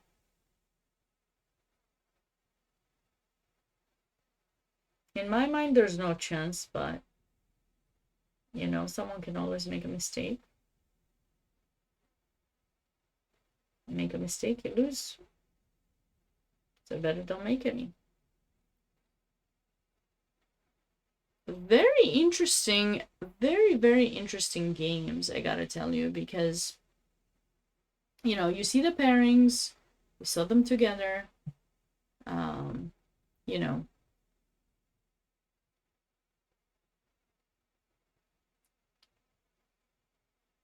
stronger players, 200-300 rating points difference, but it hasn't shown. Maybe this one, Siddharth. Actually, was Siddharth the higher rated player, or was it Alex Burnett? I think it was Alex Burnett. Yeah, Alex Burnett, 2331. Siddharth, 2204. So not a huge rating difference between the two, but quite some. FIDE wise, at least, there probably was some. Piero Facundo, also, you know, the highest rated player in the tournament, is looking like he's gonna lose against Vincent Stone. This is gonna be a huge upset if it happens. Vincent Stone's USCF rating is 2216, while Piero Facundo 2401, so that's 200 rating points right there. And I don't think he can swindle this. I'm not seeing any ways to swindle this. It's just you just need to try to get this pawn. I mean, that's the best thing he can do. Just bring in the knight somehow. But if he does this, there's this. So he probably, after b4, he has to go here. And then he's gonna deflect the king and then just go grab these pawns. And the knight is too far away. He's made a huge mistake, allowing all these trades to happen with, you know, there are a lot of rules in chess that are meant to be broken as you get to be stronger. You realize that you can bend the rules a bit, but also there are some rules that usually apply for quite a bit of time, and that important specific rule that you should know about is the one about further away passed pawns. So, you know, in positions where they are further away passed pawns, or the possibility of creating further away passed pawns, tend to be in the favor of the person who has those passed pawns, or the possibility of creating them. And black did have the majority on the queen side. And they usually say queen side, at least that's how I learned it when I grew up, that queen side pawns could be much more unpleasant to deal with, because, you know, the king tends to be on the king side. By the time it gets there, it would be taken away from something else. So that's basically the huge issue that white was facing here, and he should not have allowed this endgame to happen. He must have missed in this position where he played rook d1. He must have missed this move. This was definitely black's best attempt to try to win this game, and it panned out very well. And also, of course, in this position, white went in the wrong place. He's maneuvered the knight way too much, but by doing that, so he did get the knight to a6 indeed, but so did black get his king in the center. Black got the king in the center while, white got the knight where he wanted, but to the price of allowing black way faster, whereas if he had played here and then here, the knight here also restricts black's king from coming closer to the center, and at least he has some more chances. I think it might still be lost if we put the engine. Potentially I might still find the loss, but I just feel that it makes a bit more sense to try this. All right, so we've had some changes here. Interesting. So white did not want to go for that line because he probably thought, but there was also this move he could have played. Oh no, because there's rook. Oh, there's king e6 and you lose this pawn. Okay, so that wouldn't have worked. So here.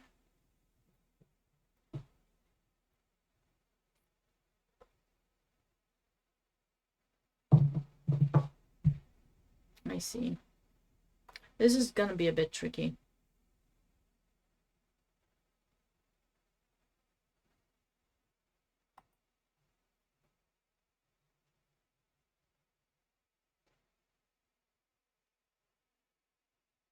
This is never possible. Well, now it might be actually, because there's no more mate.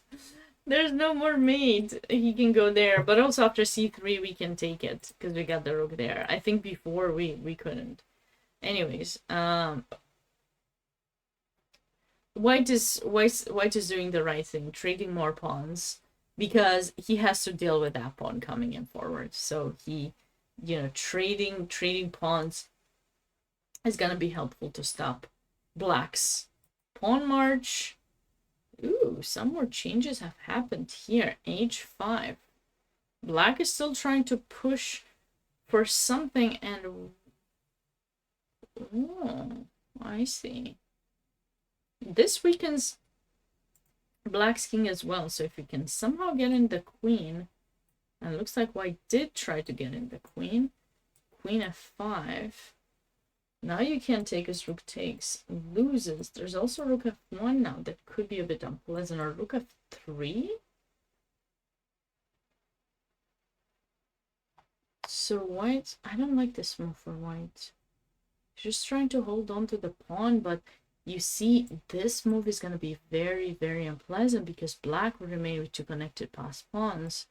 Now you can think of check, but if black finds a way to stop that, like just say move the king first, but then there's still check there. Luckily for him, there's still check there.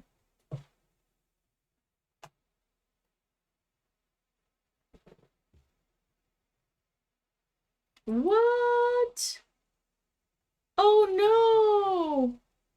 Oh no! What happened? Peter!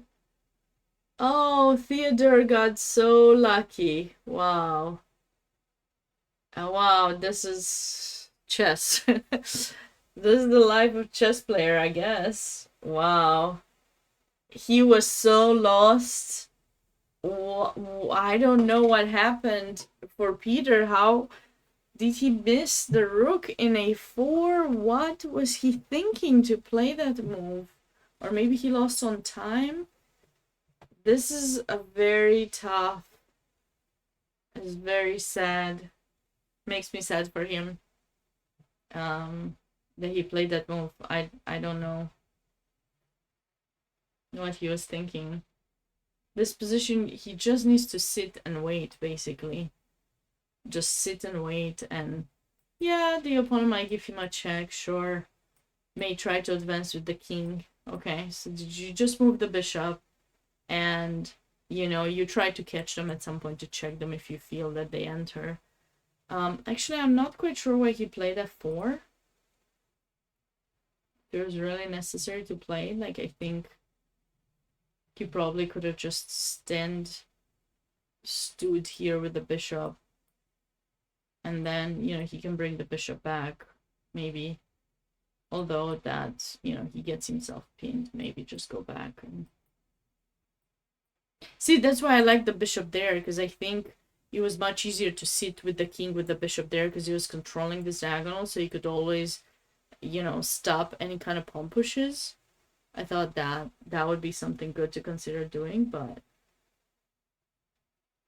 Oh no. I feel for Peter. He's played such a good game. It was such a good game. Okay, well... Life is life. The life of a chess player. Okay. Looks like some of the line that we suggested in this knight endgame actually happened the way we said. Kind of. I don't know why that check was necessary. I think black can immediately bring in the king to grab those pawns, but okay. Oh, he tried to go with the knight instead. Okay. This allowed white to bring the king, but the problem is there's still a pawn left. How is white planning to deal with that pawn? It's now just king g4. King f3, and now get the knight out. Switch it over. Win the pawn. Push the h.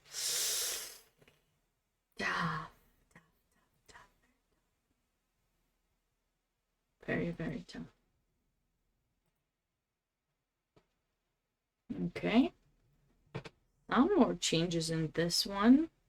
So white did not take the pawn back for some reason.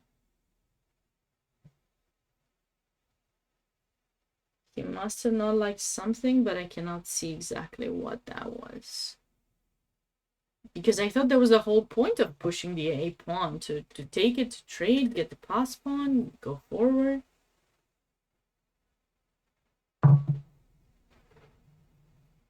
b5. What if I play 3? Like b6. Can I play rook f1? b7, rook b1.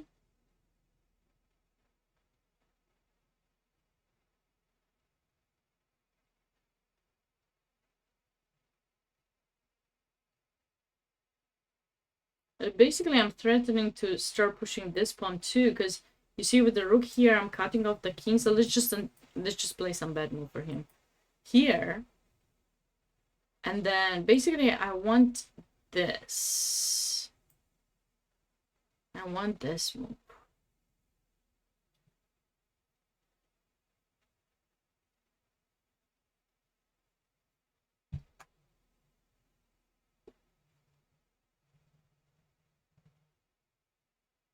This looks good.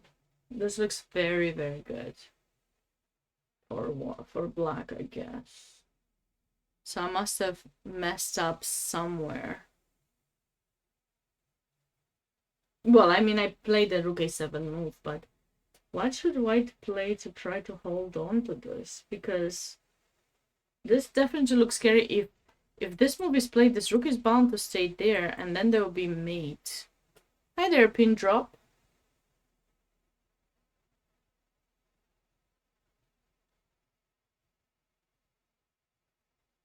This is interesting.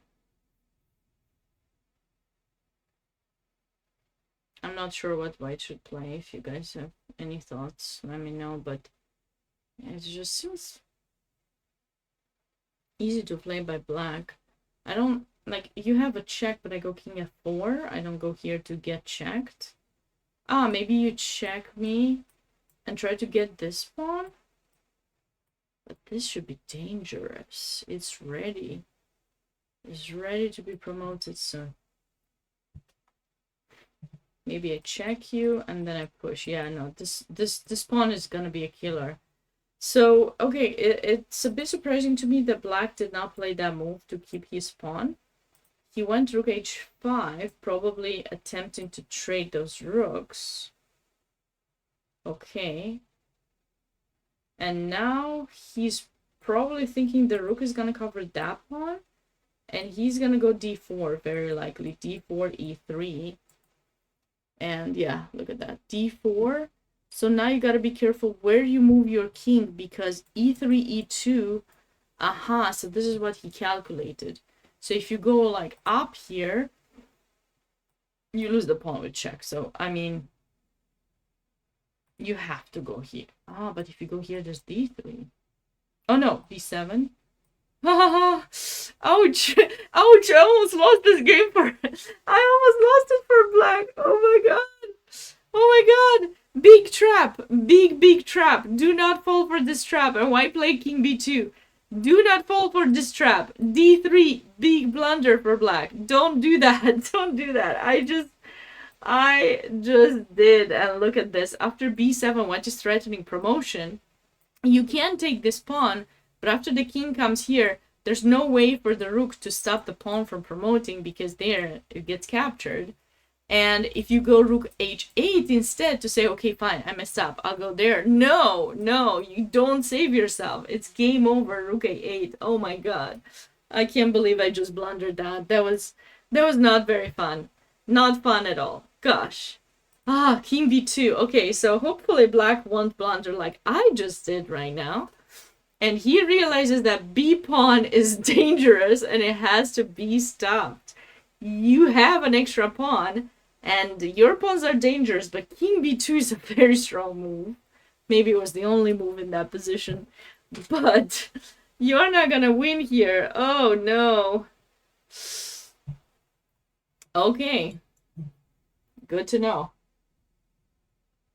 I actually did lose once. Like, I had this kind of setup and I thought, I thought I would win with the pass pawn that I actually had, but my opponent's thing actually worked.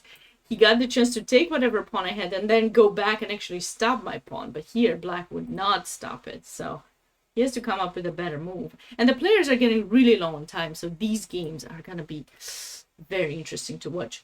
Back to this game. What else did we miss in this position? What else did we miss? So he did play king h6. Nice. King h6 kind of goes away from a potential check over there. He has put his queen there. At some point, I'm telling you, this is a move that black wants to play. Or maybe check first. Rook f1 check. Bring in the queen somehow. There's definitely something he wants to do. So takes. Here. Alright, so he got his pawn back. He got it back. And now he's just trying to dominate the position because white is still, very passive. Maybe white has overextended with pushing those pawns forward. So I'm not liking white's position anymore now. I thought he was fine a few moves ago, but pushing these pawns, he probably thought finally he can play. The problem is when you play a position and you don't have much space advantage, you want at some point to get it back, but you might overextend when you actually have the chance.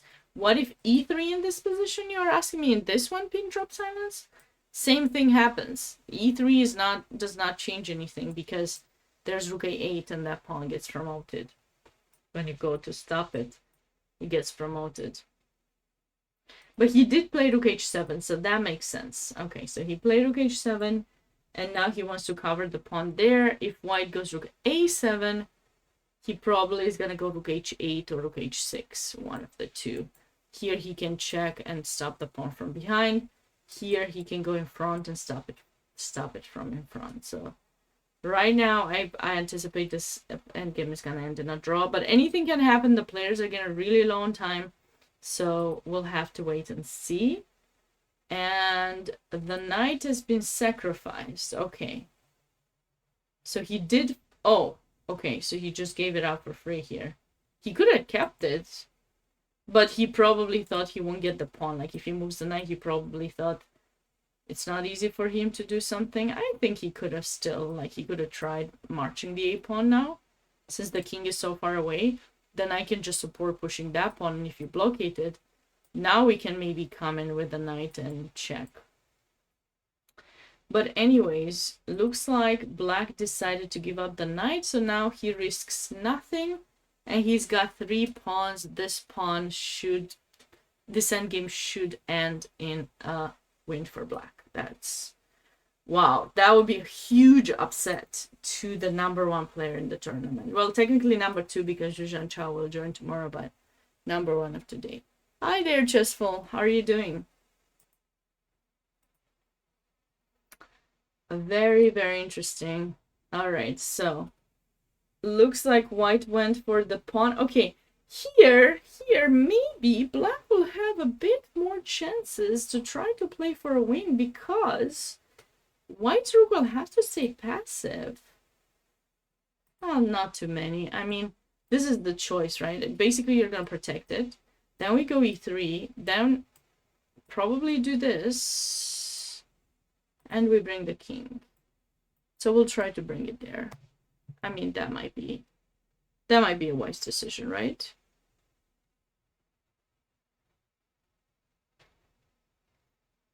For black. And what do you do with white? c3 probably, right? We'll play c3. And we saved ourselves. We're not gonna lose. I feel that black had his chances and he kind of missed his opportunity, you know? He had some chances. This remains the game that's not decided yet, basically. As this one, big chances for black to win. I mean, should be winning. Knight cannot stop pawns on both sides of the board. This is most likely gonna end in a draw.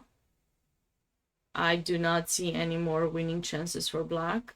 Actually, I just saw some idea to bring in the king here, try to take the pawn, and then win the king and pawn endgame, but how do we stop it? Let's think. So if king d5 is played, how is white planning to... So I think he can just check you.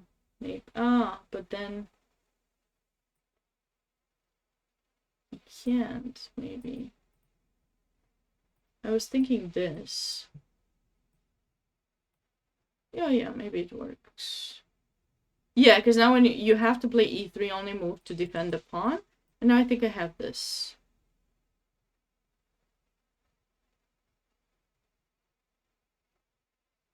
Yeah.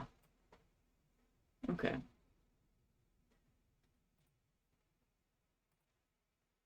So if that does not work, then nothing works. What? No. Nothing works. Okay, he played e3 here. He did not bring the king, but this just bring the king. I think king c1 to... So basically, I just want to bring my king in front of the pawn and get it to d3. I just need to circle around. And I cannot play c3 yet because then there's d3 and I'm gonna lose for sure. Well, actually, there's also maybe e2 and good game. So, yeah.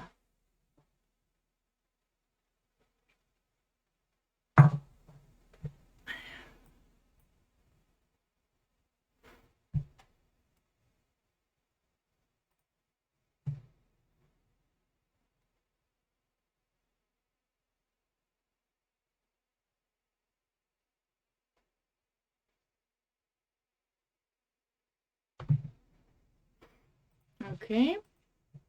Back to the other game. Is black... See? I told you. Rook f3. Look at 3. Using the power of better placed pieces. Now we're threatening some chickies. Queen e2s. Push the pawn. This queen cannot get activated. It cannot.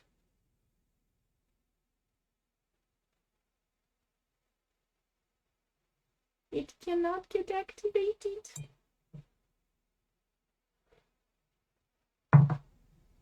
What do you do with the white? Like, I wish you could play here, but I think I have to check.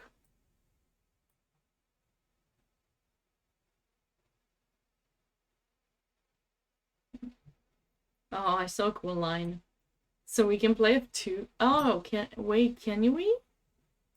Ooh, I missed it! Oh my god, I keep blundering. I'm getting tired. Imagine these people who actually have to play, how tired they get. So I was gonna show you this line because I thought this is cute. So if he gives check, we got this counter check. And I think it's cute because you kind of have to take, and then this pawn promotes. That was the line that I wanted to show you. And then as soon as I played f2, I realized that I'm blundering that pawn. If I'm blundering that pawn, it's an issue because now you need to kind of go back. And I think white will have at least perpetual. And don't you dare take here because oopsie daisy. Oopsie daisy. Someone else is gonna get mated here. So that's an issue. And obviously if you go here, you're gonna get mated too. So you cannot do that. You have to be very cautious with your pawn pushes. But let's see. So you go here. Maybe we can check you first. But where? Because if you go king f5, you'll also have this mate, so I can still not push. You know, don't fall for this trap either. That's that's another trap you want to avoid falling for. Okay, so let's see what they played. They are getting really low on time. So queen g1 was played here. White probably got a bit scared about that check. f2. f2. He's trying to stop that.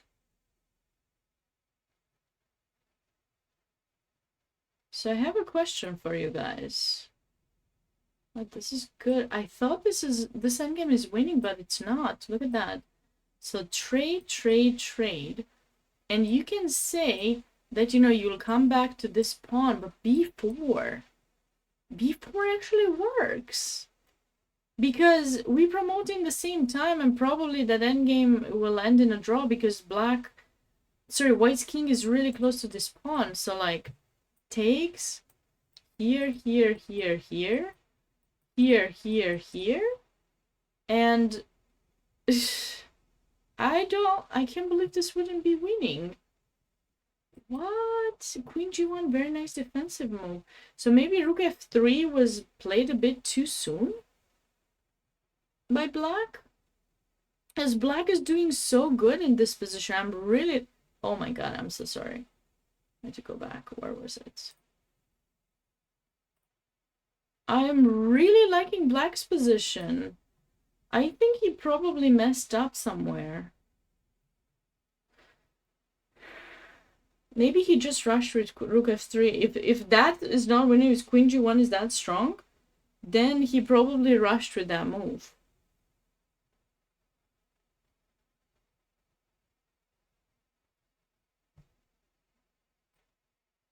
Maybe he can just move the rook somewhere back, maybe here to keep that protected, because you can't take, because a mate, kind of cute mate here. So maybe he could have just done that, but I don't know what's the follow-up though. But I also don't know what white plays in this position. He's kind of stuck. If he goes queen g1 now, maybe you can just bring the queen... Maybe he can improve the position of his... Or maybe he can play a5 too, so that, you know, b4 is not played, and then he's gonna sit there. And now, isn't that endgame winning now? I think that endgame is winning now if we get into it. Let's test it out. So here, here, here, here, here, here, here.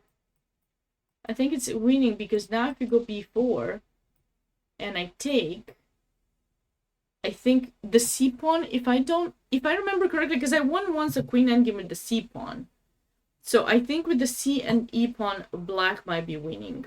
Let's just check what the engine says, because just I want to be sure. 1836. Okay. All right. So A5 kind of interesting. So he could have just rushed this. And sorry, not that wasn't played. This was played. But I don't know. This endgame might be a draw.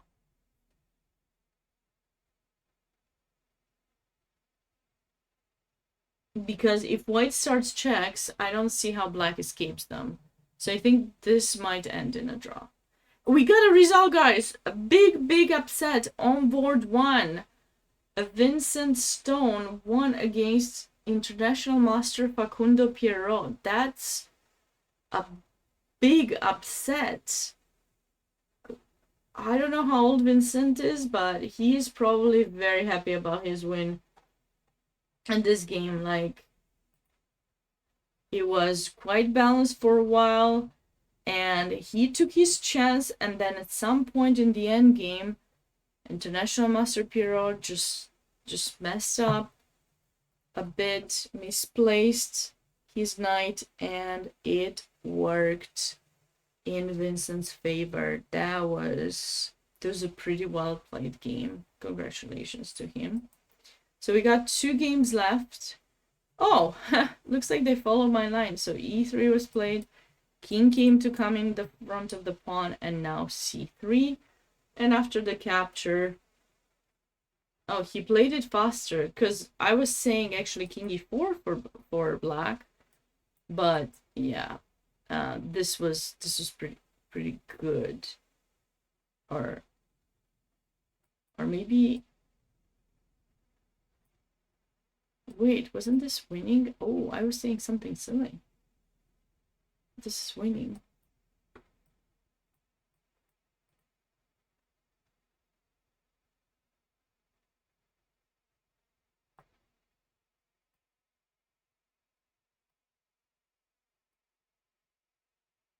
This should be winning because I'll protect. Ooh. So what was the move after king e4? He did not play king e4. He went king d5. But this is the threat, I guess, then. The one that I forgot about, because the king comes to support the pawn, and then we got some issues. What are you guys saying here? Maybe I just bring in the king. Wait. I think I bring the king first, then I play c3. Okay, all right. I got panicked for a second. So here, king d1. Nice. Okay. So he's just basically giving black the move now. If you go king c5, he's going to go for this pawn. His king is in front of either one of the pawns that he needs to be, and it will end in a draw. And this game might end in a draw too, but we'll have to wait and see. What a day it was. It is very interesting games. I hope you guys enjoyed them.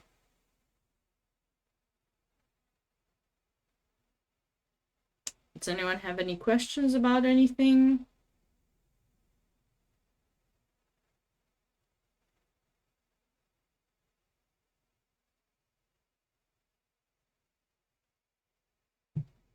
Big misses for quite a lot of the people here, actually. Pretty big misses. Some of these games might actually end up being chosen for the Brilliancy prize. I think board 1 game could definitely be chosen for Brilliancy prize. I actually love the attack that International Master Zlotnikov has done here. If you guys remember, like, so, you know, basically it all started when he played the move f4. It was a move 22. In this position, if you look at this position, you see, you say, okay, this is a pretty balanced position, no big deal. I mean, white's bishop is bad, restricted, black has a passed pawn, but black is underdeveloped. So with white, the only thing that you can try to do is build up some attack because the queen is in h6. So he started with the f4, and I was saying, and I still believe it, still firmly believe it, that trading here is not the right kind of approach. You need to make sure you hold on to this chain of pawns. It's really nice to have them protected like that. And even if you'd love to open up that rook, you have to think about a potential attack. And that's why I was suggesting this move, because it just kind of holds on to everything, and then, oops, sorry, I made the same mistake as last time. You actually have to take with this one, because if you take it like this, I think there was a tactic somewhere here. Yeah, rook f7, I think. Takes. This is a pretty typical tactic. Check, rook f1, and then, you know, mate or something. So you play f6 just to make sure everything is covered and to open up the 7th rank. So black could have done the same thing here as well. He could have probably played f6, or he could have played queen f6 as I suggested, or queen e7. That was another thing that I suggested. I wasn't sure where, but this game got analyzed and looks like the engine was saying queen f6 was better, so now we know. But that trade was definitely tough, and then here it was the last moment where he could have defended his bishop to make sure that, you know, he doesn't lose anything. This move just gave up a pawn for free, and International Master Zlotnikov was not afraid at all to take it, and he's taken every single pawn that he could, created his pass pawn, and then finished off the game with a beautiful mate there after queen h8. There was no way to stop these kinds of ideas. I already showed what the beautiful mate that was happening after g5. Rook there, queen there, and then this would have been the mate that would have happened. So that was that. This is probably my favorite game of the day. This, or the first one, was also quite well played positionally at the end. All right, so we have a Philidor position here. This game should end shortly, and white knew to put the rook behind, and now all he has to do is just give checks in the back. The rook might cover at some point. You can trade it to go to the king and pawn and game and draw. While this game might last a bit longer too. Black missed a really great opportunity. He's not gonna be happy when he goes back and analyzes this game. Although it's a queen endgame, they might end up playing for a while, so we might have to stay here for some time. So I'm ready to take any questions that you might have, in case you have anything, while we're waiting for these two games to finish, most likely in a draw. Let's switch scenes and look at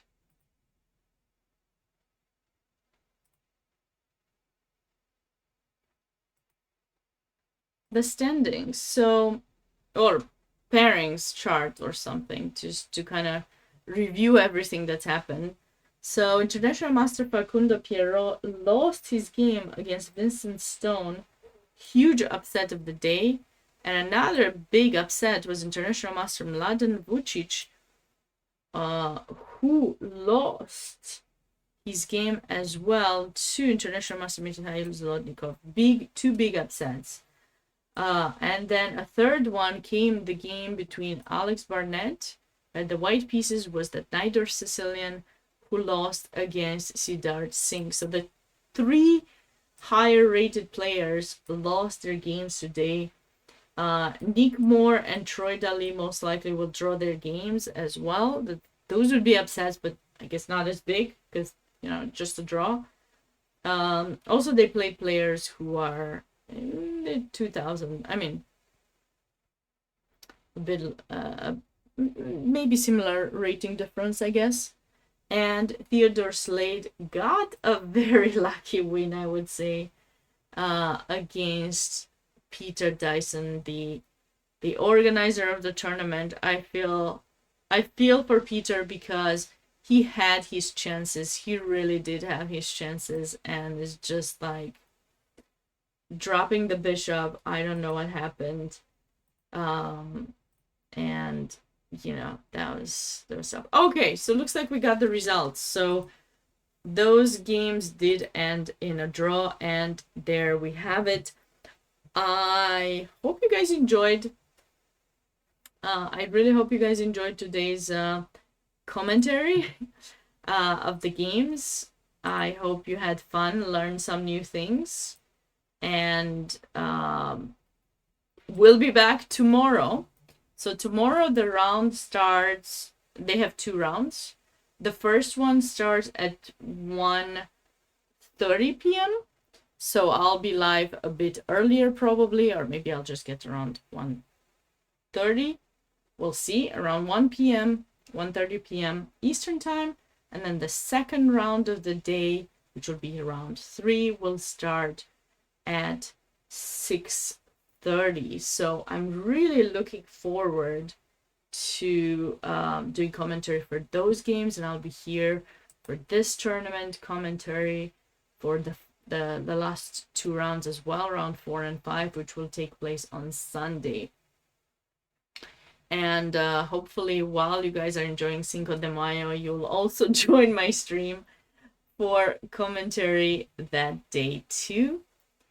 But I'm probably gonna head out now, get some rest for tomorrow. Again, thank you all for joining, and have a great rest of your night, and see you tomorrow.